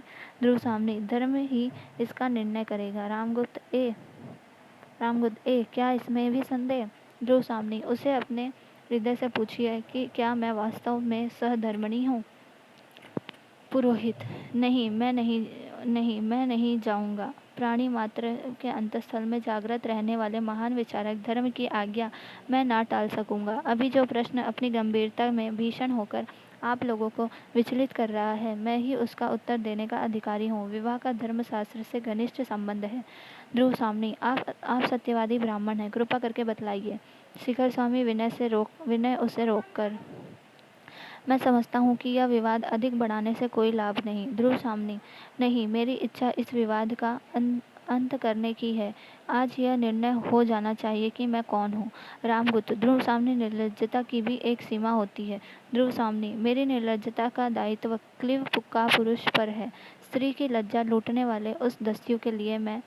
रामगुप्त रोक कर, चुप रहो, तुम्हारा पर पुरुष में अनुरक्त हृदय अत्यंत कलुषित हो गया है। तुम काल संपन्नी सी स्त्री, ओह, तुम्हें धर्म का तनिक भी भय नहीं। शिखर, इसे भी बंदी करो। पुरोहित, ठहरिए महाराज, ठहरिए, धर्म की ही बात मैं सोच रहा था। शिखर स्वामी क्रोध से, मैं कहता हूँ कि तुम चुप न रहोगे तो तुम्हारी भी यही दशा होगी। सैनिक आगे बढ़ता है। मंदाकिनी उसे रोककर, महाराज, पुरुषार्थ का इतना बड़ा प्रहसन, अबला पर ऐसा अत्याचार, यह गुप्त सम्राट के लिए शोभा नहीं देता। रामगुप्त सैनिक से, क्या देखते हो जी?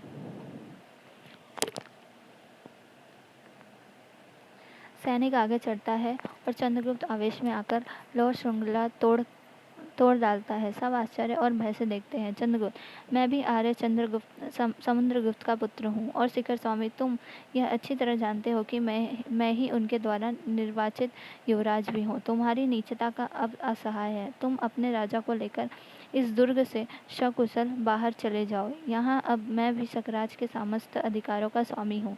रामगुप्त, क्या? ध्रुव सामने, यही तो कुमार। चंद्रगुप्त सैनिकों से डपट कर कहता है, इन सामंत कुमारों को मुक्त करो। धीरे धीरे वह से पीछे हटता हुआ बाहर चला जाता है। शिखर स्वामी, कुमार, इस कलह को मिटाने के लिए हम लोगों को परिषद का निर्णय माननीय होना चाहिए। मुझे आपके आधिपत्य से कोई विरोध नहीं है, किंतु सब काम विधान के अनुकूल होना चाहिए। मैं कुल वृद्धों को और सामंतों को जो यहाँ उपस्थित हैं लिवा लाने जाता हूँ। प्रस्थान।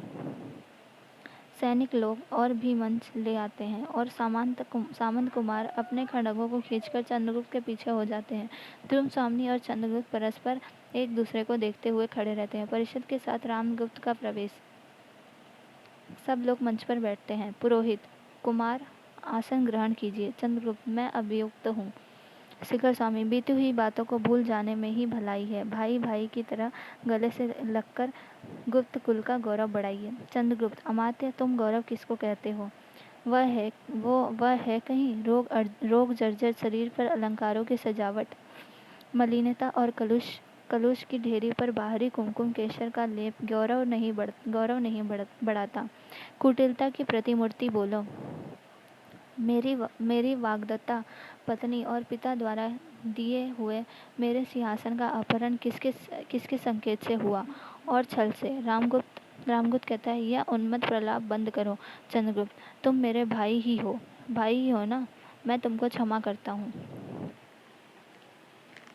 रामगुप्त, यह उन्मत्त प्रलाप बंद करो। चंद्रगुप्त, नहीं, चंद्रगुप्त कहते हैं, मैं उसे मांगता नहीं और क्षमा देने का अधिकार भी तुम्हारा नहीं रहा। आज तुम राजा नहीं हो, तुम्हारे पाप प्रायश्चित की पुकार कर रहे हैं।